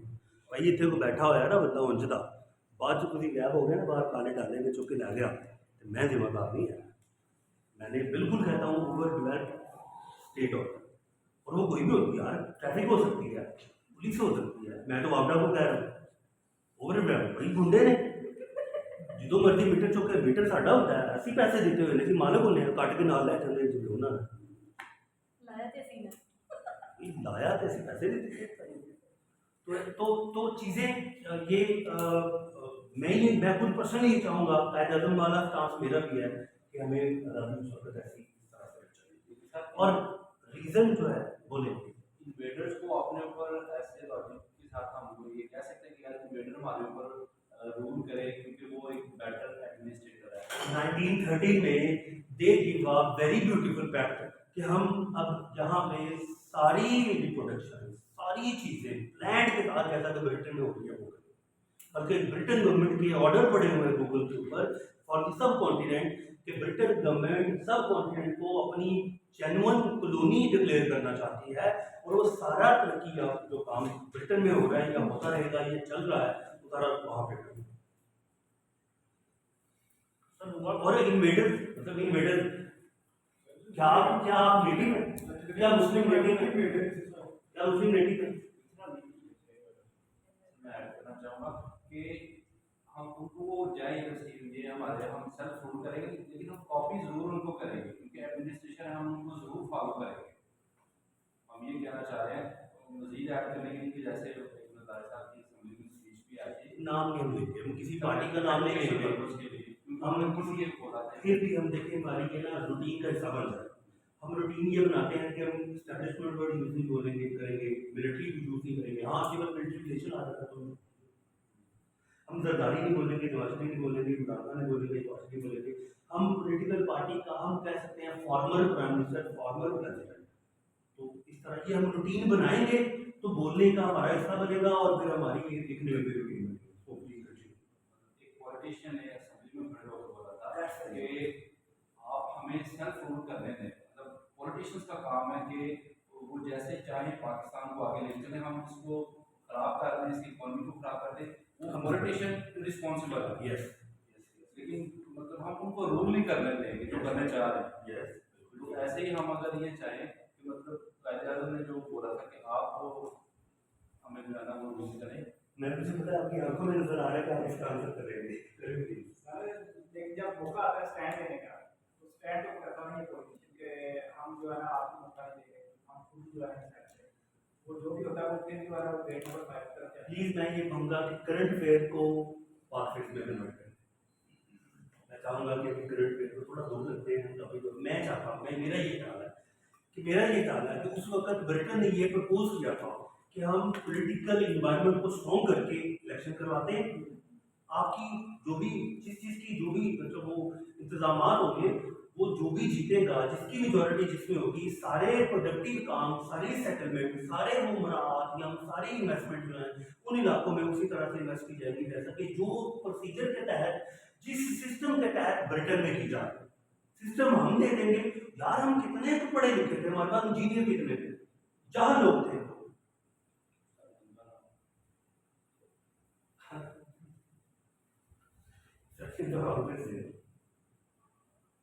लेकिन they wanted to not to rule the subcontinent. Actually, they wanted to implement a better plan on it. इसके ऊपर better plan implement करना चाह रहे थे और उन्होंने की किताब पढ़ना चलो लेकिन अच्छा नहीं मुड़ना क़यामत तक लड़ते रहोगे कश्मीर का मसला तो की लगता कितने बनाया प्लान बनाया sir I can prove it Kashmir का मसला प्लान बना के वो निकले हैं कि लैंड लड़ते रहो क्या तक लड़ना चाहिए मतलब वो कहते थे कि हमारी बात मान लो हम इसको बेहतर शेप में आपको एक सिस्टम प्लांट कर देते हैं बना देते हैं और उसके बाद भी आप देखिए आपकी हालत क्या थी आपका पाकिस्तान बन जाता है आपका इंडिया बन जाता है आपका चीफ ऑफ आर्मी स्टाफ कौन था इंडिया का चीफ ऑफ आर्मी स्टाफ कौन था आज भी आप कहा जाने के लिए 50 लाख देते हैं बेटर रियलिटी है तो एक्चुअली वो चाहते थे कि सेल्फ रूल चलते हैं बात हमारी सेल्फ रूल की तरफ। गांधी ये चाहते थे कि हम खुद रूल करें, जबकि कायदे मोहम्मद अली जिन्ना कहते थे नहीं, इन्होंने ना चलना। और उनको पता था क्योंकि वो ब्रिटेन में रह चुके थे, क्योंकि वो लॉयर थे। और बड़ी ये इमोशनल स्टोरी है जो मैं किसी वक्त जरूर अटैच करूंगा with the Pakistan affairs topic somewhere. कायदे आज़म वापस कैसे है, कायदे आज़म चले गए, फिर उनको वापस कौन लेके आया और वो कैसे है। मौलाना उस्मानी,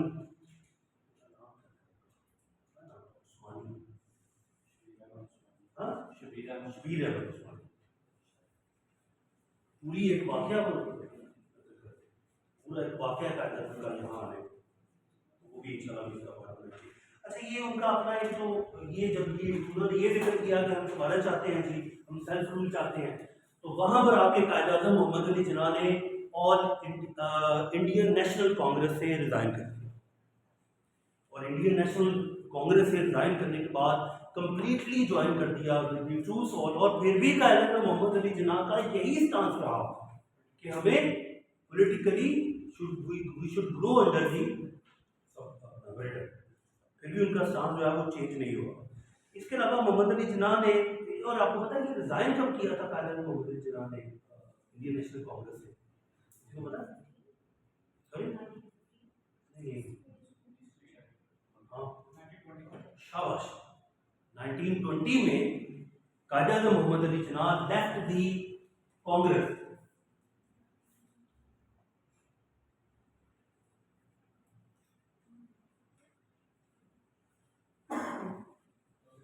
और कायदे आज़म की बहुत बड़ी एक पहली जो सक्सेस थी वो थी लखनऊ में।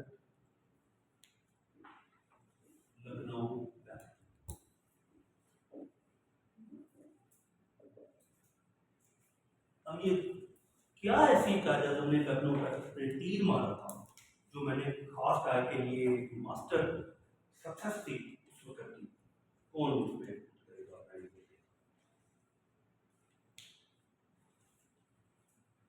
शाबाश, एज एक्सपेक्टेड। इसमें ये था कि मेरा जो उसमें ये है कि ये पाकिस्तान पे अगेंस्ट किया था। इसमें बहुत बड़ी जो हमारी आइडेंटिटी थी ना, जो हमारा वो बात ठीक है, लेकिन आफ्टर पार्टीशन जो है ना, हमें इसका नुकसान पार्टीशन बेस पे ये नुकसान में हो गया। देश के नुकसान ना 1940 के बाद मेजर हुआ। लखनऊ का सर उसकी बेसिस करना था, जो जिस चीज़ पे हम माने थे ना मेजोरिटी के पंजाब हमारी मेजोरिटी है, तो हम कितने फीसद कम करके उसको लेके आए थे। एक्चुअल फिगर तो मुझे याद नहीं, उसी बेस पे थे वो पार्टीशन। किसी को ऑनो आया था लखनऊ पैक्ट? किसी ने लखनऊ पैक्ट रीड किया हो? आपने रीड किया हो? मान लो आपने रीड किया हो। मेरे नज़दीक लखनऊ पैक्ट इसलिए, अब फर्ज करें मैं बोल रहा हूँ इसको सामने रखते हुए मुझे बताइएगा आपका नजरिया। मेरे नज़दीक ये है कि लखनऊ पैक्ट में हमें सेपरेट इलेक्टोरेट सिस्टम मिला, डेमोक्रेटिक मिली कि हम अपना इलेक्शन कर सकते हैं।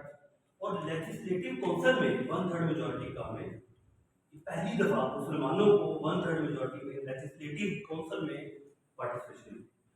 अगर मेरा ख्याल ऐसा ना होता, अगर ये दोनों काम ना होते, तो हम अपनी आइडेंटिटी प्रूफ करने से शायद एक सेंचुरी पीछे चले जाते।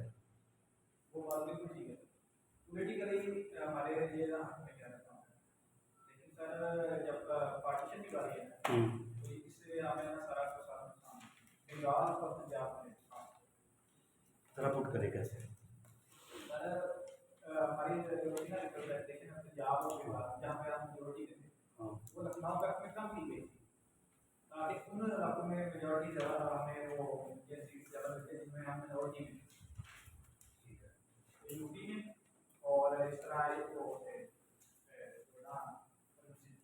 अच्छा बच्चों, आपका एक काम है, कल ना लखनऊ पैक्ट के ऊपर डिस्कशन, आपने लखनऊ पैक्ट डाउनलोड करना है, अगर प्रिंटर आपके पास अवेलेबल है।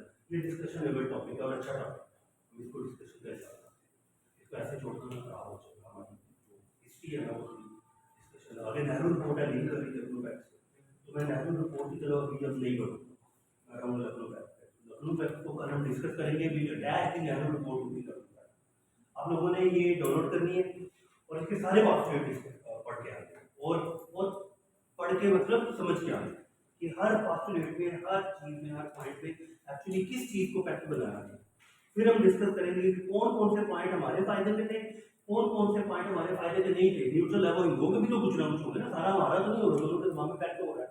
और फिर हमें किस पॉइंट का नुकसान हुआ, जैसे इन्होंने बताया हमारी मेजॉरिटी वाले पंजाब और बंगाल में हमें इसका आफ्टर पार्टीशन हमें इसका नुकसान हुआ, तो वो भी हम डिस्कस करेंगे।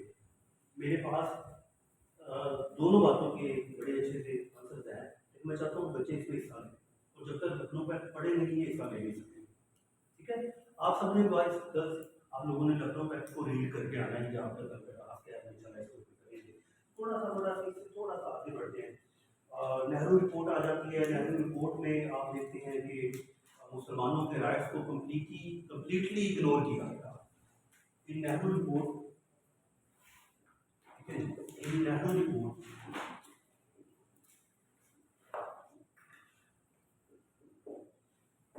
completely ignored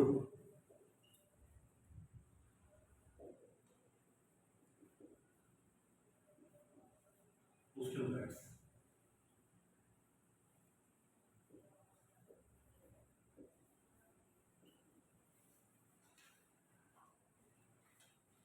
Muslim rights were completely ignored.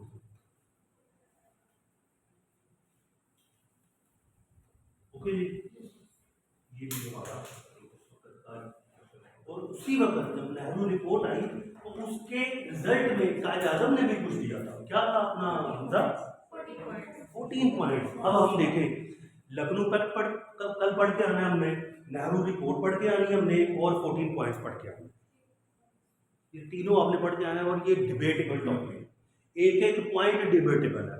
और ये अगर आपको समझ नहीं आएगी तो आपको हिस्ट्री समझनी आएगी, तो पाकिस्तान की किन मसाइल से दो चार रहा, और उन मसाइल को सामने रखते हुए कायद आज़म ने क्या क्या अपना नजरिया दिया, क्या क्या काम किया। कायद आज़म का ये जो 14 पॉइंट आप देखेंगे कि बंदे की सोच किस लेवल तक काम करेगी, बंदा किस लेवल तक सोच रहा है, आम बंदे की सोच को अच्छी नहीं। तो ये 14 पॉइंट बहुत अ वेरी शटअप पार्ट होती है नेहरू ब्यूटीफुल शटअप। तो कायद आज़म ने अपने जो 14 पॉइंट्स थे वो प्रेजेंट किए, को बता सकते हैं कब किए थे? 1929। हाँ 1929 में। इसलिए 14 points were presented by Qaid Azam Muhammad Ali Jinnah in the response of Nehru report in 1929.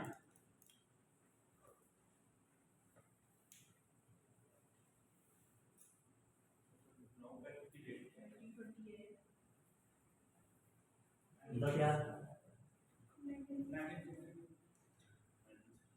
1916।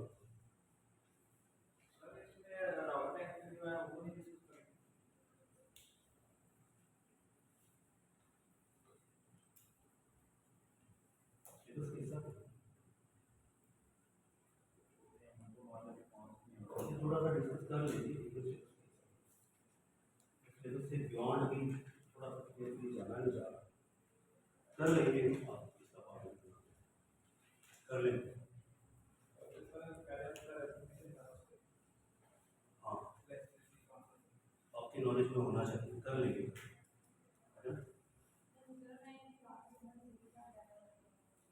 Sir कह रहे हैं कि एक और फैक्ट आप बताएं सर,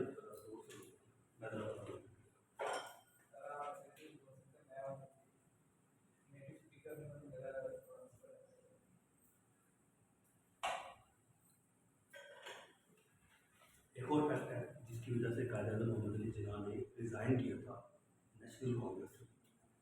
इसका नाम था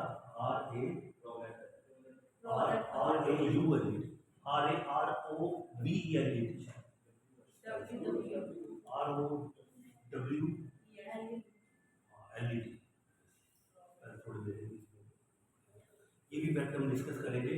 और हमारे पास 4 रिपोर्ट होगी, एक नेहरू रिपोर्ट होगी, एक लखनऊ पैक्ट हो गया, कायद आज़म 14 पॉइंट हो गए, 13 हो गए, चौथा ये जो भी resignation of Kaid Azam Muhammad Ali Jinnah from the Congress. Okay. हमारे एक और बड़ी इम्पोर्टेंट इसमें थी, कायद-ए-आज़म ने पहली दफ़ा जो नेशन का वर्ड यूज़ किया था फॉर द मुस्लिम, वो कब किया?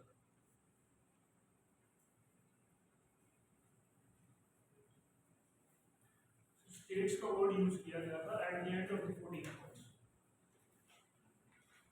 At the end of the and Muslim majority states वो तो under one domain, under one administration तो स्टेट्स ही होगी ना। पंजाब है कि अगर मैं कहूँ तो कायद-ए-आज़म ने 1929 में 1939 में कायद-ए-आज़म ने ये कह दिया था कि पाकिस्तान, मैं देख रहा हूँ कि पाकिस्तान जो है वो बलूचिस्तान, पंजाब, NWFP और सिंध जो है ये सबसे बड़ा पाकिस्तान है। हम होटल वो भी इंशाल्लाह डिस्कस करेंगे। नेशन का वर्ड पाकिस्तान के लिए, मुसलमानों के लिए कायद-ए-आज़म ने 1935 यूज़ किया था। ये इंपॉर्टेंट चीज़ें हैं for the sake of MCQ तो आपको ये भी आप डेट्स एक्चुअली आपके क्वेश्चन की वैल्यू को इम्पोर्टेंट करती है, आपके क्वेश्चन की को स्ट्रेंथन करती हैं। आप जो बात कर रहे हो उसकी जो रेफरेंस है वो ठीक है और उसकी जो डेट्स हैं वो ठीक है, ये इसको स्ट्रॉन्ग करती है। इसमें कुछ आप ऐड करना चाहें तो बताएं। हम चलते हैं अभी मोहम्मद बिन कासिम की तरफ। चीज़ें हैं अभी, अल्लामा इकबाल हैं, सर सैयद अहमद खान हैं। टाइम एक्चुअली 7:42, 5 से 8 बजे का हमारा था टॉपिक का। मैं चाहता हूँ कि कुछ चीज़ें अब हम चले, रिपोर्ट्स कैसे आपने निकालनी है, किन किन चीज़ों पर कैसे उनको पास करना है, उसके ऊपर काम कैसे करना है। और आज मैं आपको थोड़ा सा डॉन का भी जो है ना वो स्टडी स्टाइल उसको मैं करना सिखाऊंगा। जो मैं रिपोर्ट्स आपको भेजता हूँ उस रिपोर्ट्स में मैंने मेंशन भी किया कि इस रिपोर्ट को पढ़ना कैसे है और रिपोर्ट में ऐड कैसे करना है, अपना जो कैबिलिटी है वो कैसे इनहांस करनी है, क्या चीज़ें आपने ड्रॉ करनी है, वो भी आपको भी बताऊँगा। फर्स्ट पहले आपके पास कोई आर्टिकल मैं भेजता हूँ, सबसे पहले डॉन पढ़ना शुरू करें। डॉन इसलिए ज़्यादा अहम है पढ़ने के लिए कि आपको इंग्लिश लैंग्वेज के साथ थोड़ी अवेयरनेस हो जाती, थोड़ी नॉलेज आपको। न्यूज़ जो है उनको एक नज़र देखा करें, जो टॉप हेडिंग है उनको एक नज़र देख लिया करें। फिर उसके बाद आप चले जाएँ ओपिनियंस की तरफ। ओपिनियन पे जब जाते हैं तो ओपिनियन में अहम तरीन जो चीज़ होती है वो आपने ऐसा टॉपिक सर्च करना है जो यूनिवर्सल हो। जैसा कि मैं जो भी स्पेंड करता हूँ, या तो करंट अफेयर होता है, हॉट करंट अफेयर टॉपिक होता है, ठीक है, या फिर कोई यूनिवर्सल। जैसा कि अभी वो जो नई टॉपिक है एजुकेशनल इमरजेंसी था, ये सोशल टॉपिक है, सोशल टॉपिक इग्नोर नहीं होगा। और इसके ऊपर देखिएगा, मुझे बड़ी हद तक लगता है कि अगर इमरजेंसी एजुकेशनल इमरजेंसी चली हमारी कोई दिसंबर तक तो अगली एग्जाम में आ जाएगा, तो इसके ऊपर कोई ना किसी तरह ज़रूर डालें। कुछ तो ऐसे बेकम्पल्सरी टॉपिक हैं उनके ऊपर आना है, वो सर पैर को तोड़ देता है, वो लगा बात है। आपको उससे आपकी सीपैक के ऊपर किसी न किसी तरह पूछना है, भी उससे आपकी पॉवर्टी के ऊपर किसी न किसी तरह पूछना है, उससे फेमिनिज्म के ऊपर किसी न किसी तरह से पूछना है, उससे आईटी के ऊपर किसी न सोशल मीडिया आईटी के ऊपर किसी न किसी तरह से पूछना है। फिर वो चला जाता है आपके जनाब अली, आपकी जो नेबर्स हैं, आपकी जो बाउंड्री है उनके ऊपर चला जाता है। कुछ टॉपिक है जो इंशाल्लाह सर डिस्कस करेंगे, मैं भी करूँगा, लेकिन अभी आपने जिस एडिटोरियल को पकड़ना है वो इस तरह का होना चाहिए जैसे मैंने बताया, या तो हाईलाइटेड करंट अफेयर हो, इंटरनेशनल अफेयर करंट अफेयर हो, या फिर आपका वो टॉपिक होना चाहिए जो सोशल इशू हो, वेदर नेशनल और वेदर इंटरनेशनल। उसको पकड़े, सारा टॉपिक रिवील करें। आपका इंग्लिश का लहदा से हिस्सा होना चाहिए, रजिस्टर होना चाहिए, सारा टॉपिक रिवील करें। जो वर्ड आप पहली दफ़ा पढ़ते हैं ना वहाँ पर उसको उठाएं, अपने रजिस्टर की जो कैबली वाले पोर्शन में एक लाइन लगाएं, वहाँ पर आप उसको लिख दें। लाइन, ये लाइन लगी है आपकी वो कैबली वाली साइड से,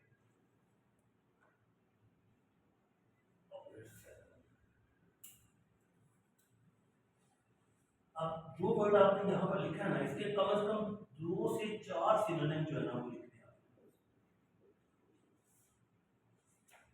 2 से 4 सिनोनिम। अब आपके वोकैबुलरी में 5 नए वर्ड्स का इजाफा होगा, तो ये बड़ा इंपॉर्टेंट है। You will not be able to write unless and until you don't have a good vocabulary. मैंने जो कहा था ना कि सर बच्चे आगे ये कहते हैं कि सर एक ही सीखा, ड्राफ्ट ही नहीं कर पाए, सर लिख ही नहीं पाए, उनके पास वर्ड्स ही नहीं थे, लिख कैसे पाते? ठीक है, वो वर्ड ये तब होगा जब आपकी वोकैबुलरी स्ट्रांग होगी। तो ये आपने कम से कम जो एक सिर्फ एडिटोरियल पकड़े, मैं नहीं कहता कि पहले दिन पकड़े सारा न्यूज़पेपर खंगाल के रख दो, वो नहीं होना, मुमकिन ही नहीं। एक एडिटोरियल पकड़े उसको ट्रू सेंस में, अगले दिन भी एक ही पकड़े, मैं आपको एक ही शेयर करूँ, अगले दिन भी एक ही पकड़े, उसको भी इसी सेंस में कंप्लीट करें। क्या आपने एडिटोरियल पहले जो भी वर्ड आपको नया लगे यहाँ वर्ड लिखना है, अगली साइड पर उसके सर दूसरा वर्ड, तीसरा वर्ड, आपने इसको यूज करना है। पहले तो मैं यूज बाद में करता हूँ, पहले तो एडिटोरियल को खत्म करके ओपिनियन खत्म करते, फिर आपने क्या करना है, सारा एडिटोरियल या ओपिनियन पढ़ा उसकी कोई ना कोई हेडिंग होगी। अब आपने जो पढ़ा ना अपने अकॉर्डिंग उसकी हेडिंग को चेंज करें कि आपका दिमाग क्या कहता है, आपका ब्रेन क्या, वो भी आप सोचते हैं, आप क्या कहते हैं इसकी हेडिंग ये होनी चाहिए, और यकीनन उसने अपने माइंड से लिखी हेडिंग, मेरा दिमाग इससे डिफरेंट 4 हेडिंग सपोज करके बैठ गया, ये तो ये था, इससे कुछ होता है, तो उसकी एक हेडिंग उससे भी प्रपोज करें, हेडिंग प्रपोज कर ली। अब चले उसकी ब्रीफ डिस्क्रिप्शन के ऊपर, हर पैराग्राफ को हेडिंग, जैसे जैसे आप पढ़ते जा रहे हैं ना, हर पैराग्राफ डिफरेंट एस्पेक्ट के ऊपर होगा, एक ही under one editorial, under one editorial different aspect के ऊपर होगा। आप उस एस्पेक्ट को जब पढ़ते हो, उस एडिटोरियल उस पैराग्राफ को ऐसे एक ब्रैकेट करो, उसके ऊपर हेडिंग है, इससे आपकी क्रिएटिविटी बढ़ेगी। आप किसी चीज को पढ़ते हो तो पता चलेगा कि एक्चुअली आपका कॉन्सेप्ट इसमें ज्यादा स्ट्रॉन्ग होगा कि जो भी ये कहना चाहता है मेरे नजदीक उसके कहने का मतलब ये है, और वो डिस्कस किया जा सकता है। You can discuss it with sir, English वाले सर से डिस्कस कीजिएगा, ठीक है, बल्कि सिंपली आप उसके ऊपर क्रिएटिविटी, आप राइटिंग लिख के लाए और ऐड करवाएं, सर ये मेरा एक हेडिंग थी, मेरे जहन में आई या मैंने कहीं से दी तो मैंने इसके ऊपर ये लिखा है, प्लीज चलें, will convert into your creativity, ठीक है। तो एक एडिटोरियल डेली बेसिस पे ये काम करना शुरू कर दें, बहुत ज़्यादा ना करें, शुरू में अपने लिए मसाइल ना पैदा कीजिएगा, बहुत लंबी रिसर्च नहीं करनी है हमने, अभी शुरू में बिल्कुल कंसाइज रहना है, बिल्कुल प्रीसाइज रहना है। एक एडिटोरियल खत्म करें, तसल्ली से करें, आपने कुछ ना कुछ अपनी इसमें एडिशन करेंगे, कम से कम अगर आप एक एडिटोरियल को रीड करते हैं तो आपकी वोकैबुलरी में एडिशन होगा 20 से 30 वर्ड का, नए वर्ड, और उन्हीं वर्ड्स को आपने क्या करना है, यूज करना है जो आप क्रिएटिव करते हैं।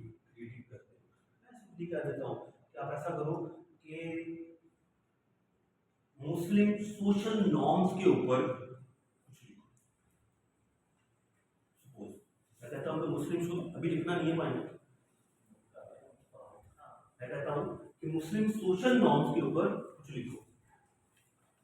अब वो जितने वर्ड्स आपने वहां से प्रिपेयर किए हैं वोकैबुलरी के लिए, अब एक पैराग्राफ में उसका एक सिनोनिम यूज कर ले, अगले में दूसरा यूज कर ले, तीसरा यूज कर ले, चौथा यूज कर ले, या कोई सेंटेंस बना ले ऐसा जो आप यूज करें या बोले या लिखें। और मैं कहूँगा कि पहले बोलने की तरफ CSS सारे का सारा लिख कर, जब बोलने की बारी आएगी ना तो वो आपसे ये नहीं पूछेगा कि सिनोनिम बताओ, क्योंकि उन्होंने सारे सिनोनिम सारी नॉलेज को पहले जज कर दिया, 1200 नंबर में उसने आपके नॉलेज को अच्छा जज कर दिया। इंटरव्यू में उसको नॉलेज नहीं आपका चाहिए, इंटरव्यू में आपकी वो जो नर्व्स को ना वो जज करेगा कि आप कितना प्रेशर हैंडल कर रहे हैं, सामने 5 बिल्कुल बेहतरीन माइंड बैठे हुए और आप ओपिनियन को कैसे फेस कर, और वहां पर 10 क्वेश्चन में 9 गलत हो जाना मैटर ही नहीं करता, 10वां एक ठीक कर दे वो मैटर करेगा। लेकिन अगेंस्ट व्हाट, अगेंस्ट कि आप उन 9 गलत क्वेश्चन किए हैं, आपको नहीं आया आंसर, जिनको आपने रिफ्यूज किया है कि मुझे नहीं आता, आई डोंट मुझे पता नहीं है सर, उसका प्रेशर कैसे आपको वो अपने आप से प्रेशर ले रहे हो या नहीं ले रहे, स्ट्रेस ले रहे हो या नहीं ले रहे, पसीना आ रहा है या नहीं आ रहा, वो ये देख, वो आ जाता है बड़े बड़ों को पसीना आ रहा है, यही वो बातें फिर वहाँ पर डिस्कस होगी। लेकिन अपनी प्रिपरेशन में, रिटर्न प्रिपरेशन में आपने जो भी चीज़ें लर्न करनी है वो राइट करनी है। अब चलते हैं रिपोर्ट्स के ऊपर, जैसे कि अभी मैंने जितने भी कहा,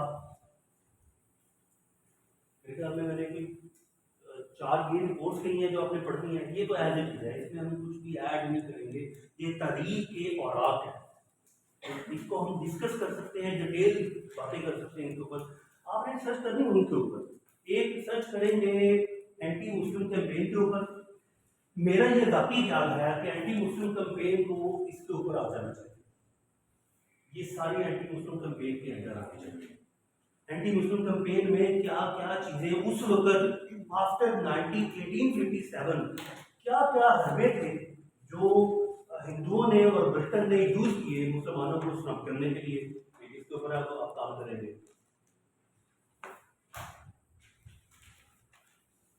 और इसके ऊपर भी आपने जरूर बात करें, refusal of Muslim identity, Muslim identity को रिफ्यूज। सर हमने क्वेश्चन स्टार्ट किया था आइडियोलॉजी ऑफ पाकिस्तान से, हमने इसकी डेफिनेशन आइडियोलॉजी देखी थी, आइडियोलॉजी ऑफ पाकिस्तान, उसके बाद होम कंपोजिशन थ्योरी देखी जाए, क्या ये दोनों एक ही चीज़ है या फिर हम इसको कैसे क्वेश्चन जो है वो डिफाइन कर सकते हैं? मैं तो ये टॉपिक कवर कर लूँ, फिर इसके पिछले जितनी दफ़ा ये क्वेश्चन इनके ऊपर आया होगा वो सारे यहाँ पे लिखे, ये क्वेश्चन कंप्लीट नहीं हुआ। अभी नोट्स में जो अभी जैसे आपने कराया है किस तरह से? अब मैं ये कहूँगा कि तो शॉर्ट में भी ऐसी कर ले जैसे क्वेश्चन कंप्लीट हो जाता है ना, क्वेश्चन जैसे कंप्लीट हो जाता है तो मैं क्वेश्चन लिखता हूँ और उसको हम डिस्कस कर लेंगे। तो जिस तक कम से कम 5 क्वेश्चन पास पेपर से उठा लिए जाएंगे जो इनके ऊपर आए होंगे, उनको हम इसके आंसर की इसको देखते हुए डिस्कस कर लेंगे। अभी क्वेश्चन कंप्लीट नहीं हुआ, डोनेशन ड्यूटी और आइडियोलॉजी चल रही है। खैर ये दो डिफरेंट चीज़ें तो मैनी टाइम की एक ही क्वेश्चन के अंदर आएगी, डोनेशन थ्योरी आइडियोलॉजी के अंदर आएगी। क्वेश्चन लंबा है डिस्कस किया, रेट की डोनेशन आइडियोलॉजी वाइल, अगर मैं वर्ड थोड़े इधर उधर हो जाए तो फिर उसके लिए माफी चाहता हूँ। उनसे कहा था कि रेट करें आइडियोलॉजी ऑफ पाकिस्तान को while taking care of the donation theory. Donation theory को भी आपने नजरअंदाज नहीं करना, रोल नहीं करना और इसको डिस्कस करना है आइडियोलॉजी ऑफ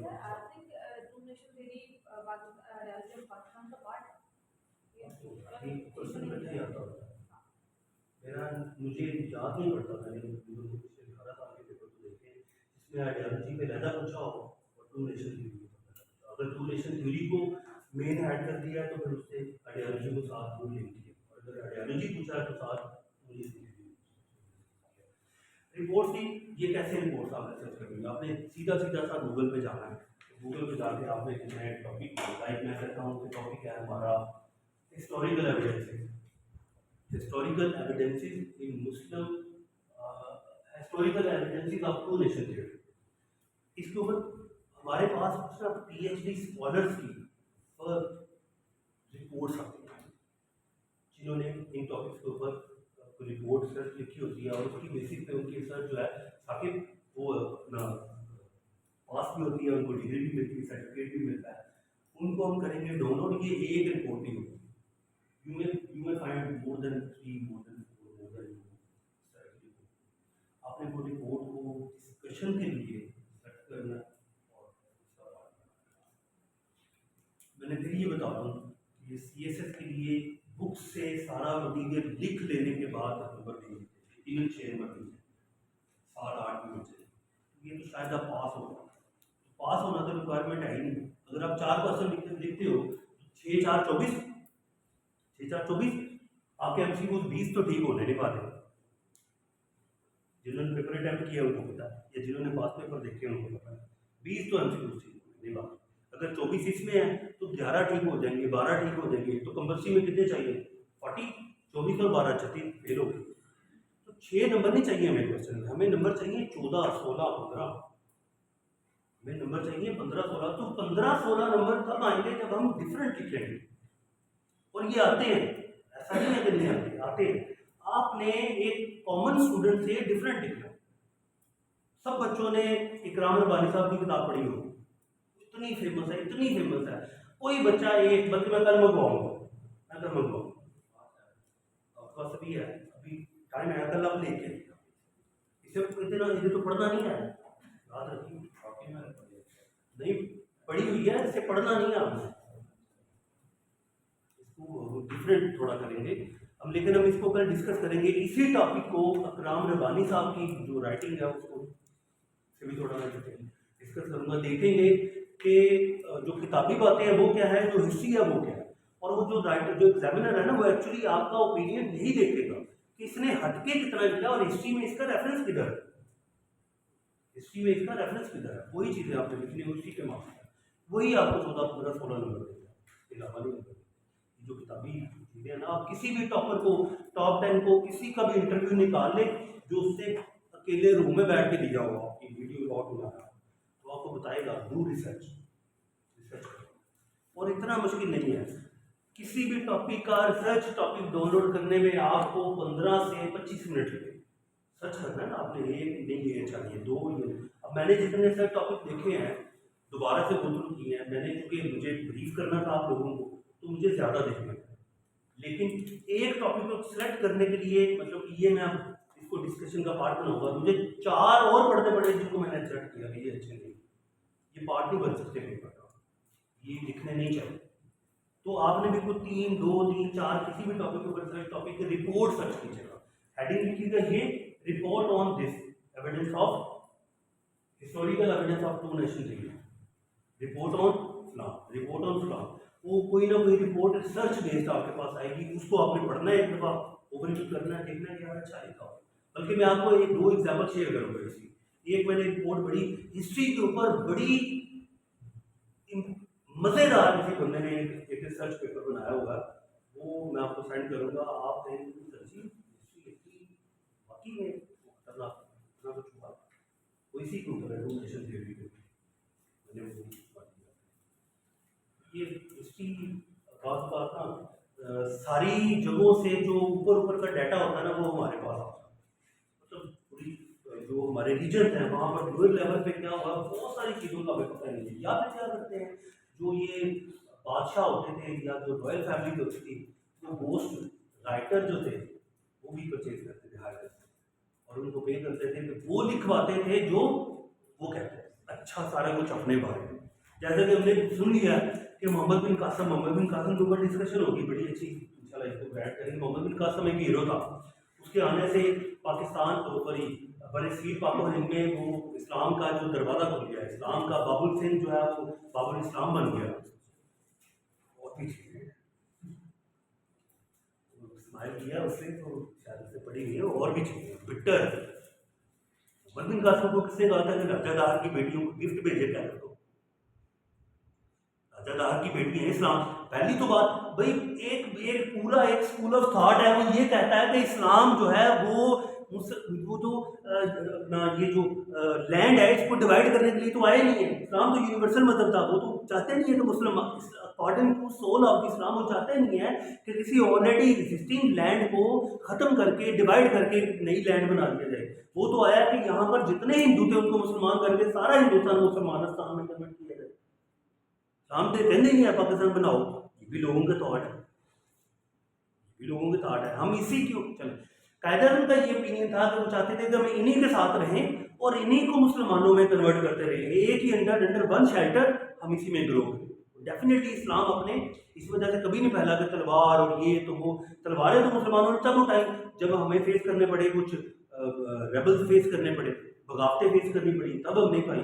हमने तो मुझे मुसलमान किसी आप में से किसी ने इसलिए किया कि आपका इखलाक बड़ा अच्छा था, आपने इतनी दफ़ा मैंने कूड़ा फेंका आपके ऊपर, और जनाब आका सल्लल्लाहु अलैहि वसल्लम ने कहा कि अच्छा अब इसके ऊपर भी और राय हैं लोगों की। तो यहाँ पर ये जो डिवीजन ऑफ सब कॉन्टिनेंट हुई है, ये unique division of the history है, पूरी हिस्ट्री की बिल्कुल यूनिक डिवीजन है। और ये 19वीं सदी के पहले हाफ का एक बड़ा अजीबोगरीब सा मुअम्मा है, अजीबोगरीब सा एक इंसिडेंट है जो समझ में नहीं आया था 20 सालों में ये हुआ क्या। एक्चुअली इसमें ब्रिटेन जो थे वो सफर हो चुके थे कि हमसे ये एडमिनिस्ट्रेटिव सिस्टम चलना कोई नहीं है, ये ना हो कि पीछे से भी याद हो पड़े, हमारा तो पीछे बड़ा मामला खराब है।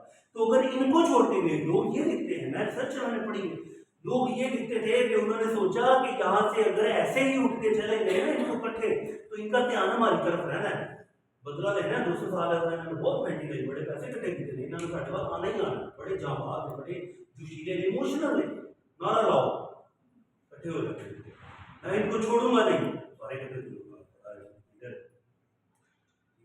तो वो उनको पता था ये इमोशनल है, तो इमोशनलिटी में ये हमारे पीछे आएंगे, उन्होंने क्या किया जाए, ऐसा करते हैं इनको, वो जो डिवाइडेड रूल वाली ऐसा करते हैं कि इनको आप डिवाइड कर देते हैं। दो मुल्क बना देते हैं, ये आज़ाद हो जाएंगे, फिर क्या करना चाहिए? ये एक बड़ी खुफिया कॉन्फ्रेंस हुई है, मैं बताऊँ, ये आपको मसला बनाते हैं के लिए जिसके ऊपर मसला इनका हल ही ना हो। उनको कहते हैं कि तुम ठीक हो, तुम लोगों का इस बारे में स्टांस बिल्कुल ठीक है, इनको कहते हैं तुम लोगों का स्टांस ठीक है। वो क्या बना दिया?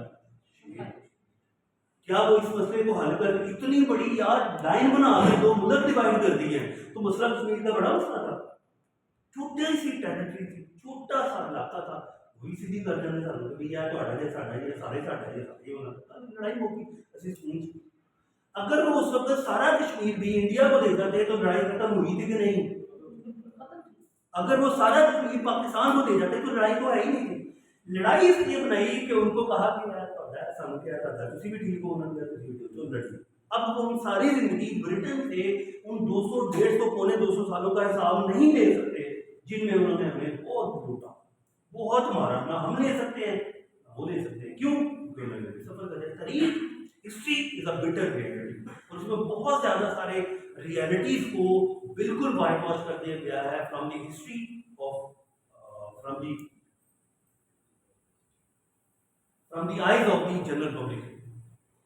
तो ये हम डिस्कस करेंगे, कुछ बातें डिस्कस करेंगे ताकि आपकी इंसाइटनेस जो है वो इंक्रीज हो जाए, और कुछ बातें और मना करूंगा कि ये पेपर में नहीं लिखी, और कुछ बातें इसलिए डिस्कस करूंगा कि आपके पेपर की जो है ना वो पैटर्न, पेपर की जो लिखने का स्टाइल है वो बेहतर हो जाए। तो आप ओपिनियन देते हो कि एक ओपिनियन इस्लाम कोर्ट के अकॉर्डिंग ये था कि मोहम्मद बिन कासिम इस तरह मारा, उस तरह उसको हुई, उससे कैलिफ की जो है वो राजा दाहर की जो बेटियाँ हैं वो बेचारी खूबसूरत थी, उनको पकड़ के तोहफे में भेज दिया किसको? खलीफा साहब को। खलीफा साहब बड़े राजी हो गए, खलीफा ने कहा ठीक है। एक ये लोग कहते हैं, दूसरा एक और ओपिनियन दिया, उनके 3 ओपिनियन है, तीनों डिस्कस करेंगे मोहम्मद बिन कासिम के बारे में। और हम क्या कहते हैं मोहम्मद बिन कासिम, मोहम्मद बिन कासिम के बाद इस्लाम तो मोहम्मद बिन कासिम के आने पर फैला ही नहीं था, महमूद गजनवी साहब आए थे। मोहम्मद बिन कासिम का तो क्रेडिट जाते ही नहीं इस्लाम को, इस्लाम की तरफ का तो मोहम्मद बिन कासिम की तरफ। कितने साल, 18 साल की उम्र में यहाँ आए, 20 साल की उम्र में मर गए, कत्ल हो गए, या जो भी मर गए, जो भी इस चीज डिस्कस करेंगे। लेकिन उसके बाद कितना बड़ा गैप है, 712 में वो आते हैं, 714 में वो मर जाते हैं। उसके बाद कौन था यहाँ पे, बताइए मुझे, कोई मुस्लिम रूलर का नाम बताए, है कोई? तो है आपकी नजर में कौन था? फिर यहाँ पर हिंदू ही रहे हैं, फिर यहाँ पर हिंदुओं ने ही रूल किया है, फिर यहाँ पर राजपूतों ने ही रूल किया। पृथ्वीराज को आके उसने हराया, पृथ्वीराज को आके हराया, सारे जाट इकट्ठे हुए वहां पे पृथ्वीराज के साथ, ठीक है। उसके अंदर कितने दिनों की लड़ाई थी, इतनी लड़ाई के बाद उसको हराया, फिर इस्लाम की बेस यहाँ पे पड़ती है। मोहम्मद बिन कासिम ने क्या किया? मोहम्मद बिन कासिम का उसमें भी सर 3 थ्योरीज है कि मोहम्मद बिन कासिम आए क्यों थे। ये जो टोपी ड्रामा चला हुआ है ना कि मोहम्मद बिन कासिम एक खत पे, एक बेटी की पुकार पे वहां से निकले, उड़ा के उन्होंने ये कर दिया, वो कर दिया। तारीख बिल्कुल डिफरेंट है। हम पेपर को जरूर अच्छे तरीके से भरेंगे, मैडम आ जाए, पेपर को अच्छे तरीके से जरूर भरेंगे, लेकिन तारीख को भी डिस्कस करेंगे, ओपिनियन देंगे, राय देंगे कि एक स्टोरी मेकर ये राइटर ये कहता है, एक स्टोरी राइटर ये कहता है, एक राइटर ये कहता है कि मोहम्मद बिन कासिम के आने की वजह ये थी, फिर आखिर पे एनालिसिस दे देंगे।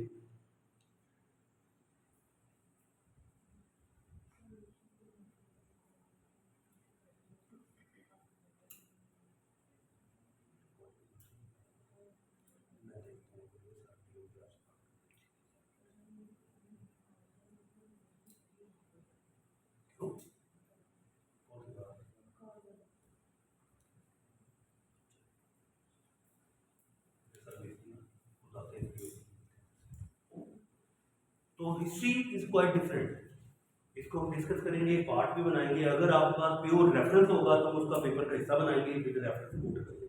हम बता देंगे कि मोहम्मद बिन कासिम इस वजह से मरा था, मोहम्मद बिन कासिम इस वजह से मरा था, और हज्जाज बिन यूसुफ का रोल क्या था, हज्जाज बिन यूसुफ के बाद बाहर मुअज्जिदीन जो गवर्नर हुए थे उनका रोल क्या था, उनकी हज्जाज बिन यूसुफ के साथ लड़ाई क्या थी, क्यों उन्होंने हज्जाज बिन यूसुफ के मरने के बाद मोहम्मद बिन कासिम को बुलाया और 80 कोड़े मार दिए।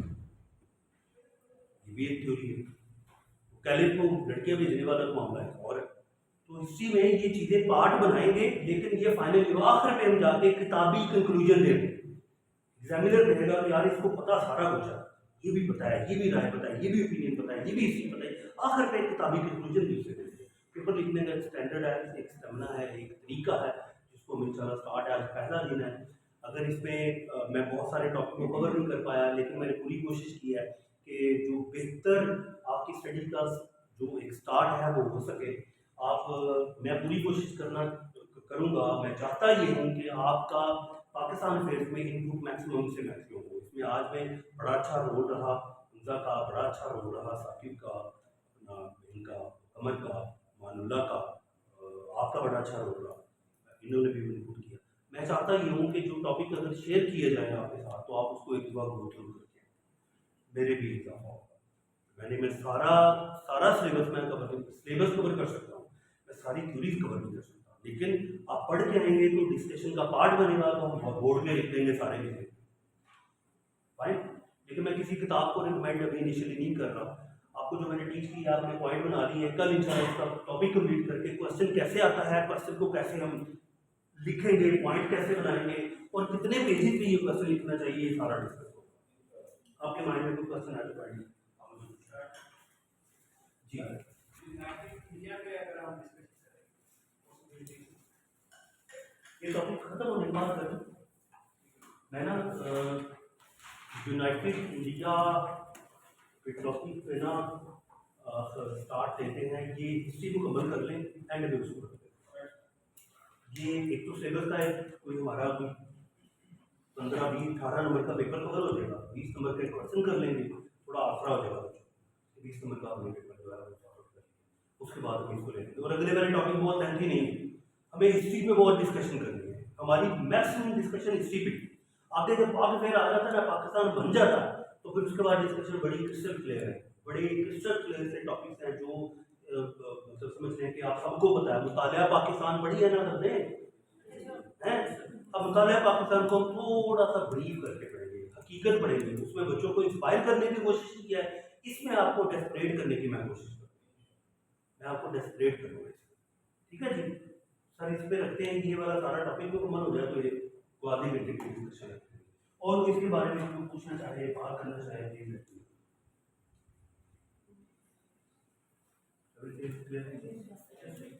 ग्रुप में अपनी जो है जो भी राय आपकी हो, मुझे आप इंडिविजुअली मैसेज कर सकते हो। अगर वो रिप्रोडक्टिव हुई, पॉजिटिव हुई, मैं रिस्पॉन्स करूँगा। अगर वो डिस्कशन करने के काबिल हुई तो कल की मैं क्लास में उसको डिस्कशन का पार्ट भी बनाऊंगा। और अगर वो सब स्टैंडर्ड हुई, तो मैं उसका रिस्पॉन्ड नहीं करूँगा। आप समझिएगा कि सब स्टैंडर्ड। अगर पॉजिटिव हुआ, पॉजिटिव डिस्कशन हो सकती हुई अगले दिन, तो हम इसको डिस्कशन करेंगे। और मुझे आप सबसे उम्मीद है कि आप इस डिस्कशन में पार्टिसिपेट करेंगे। प्लीज़ हमारा बैच जो है वो बहुत छोटा है, बड़े छोटे टाइम के लिए है, बहुत सारी अकेडमी में, बहुत सारे इंस्टीट्यूशन में 7 साल के बैच भी चलते हैं। मैं पूरी उम्मीद करता हूँ, पूरी आपसे एक्सपेक्ट करता हूँ कि आप लोग छुट्टी से ज़रा परहेज करेंगे। कहीं पर किसी लेवल का कोई अगर बहुत मजबूरी बन जाती है तो फिर छुट्टी करें। पूरी ज़िंदगी, पूरा कैरियर, पूरी ज़िंदगी का आपका दारोमदार इन सारे माँ के ऊपर है।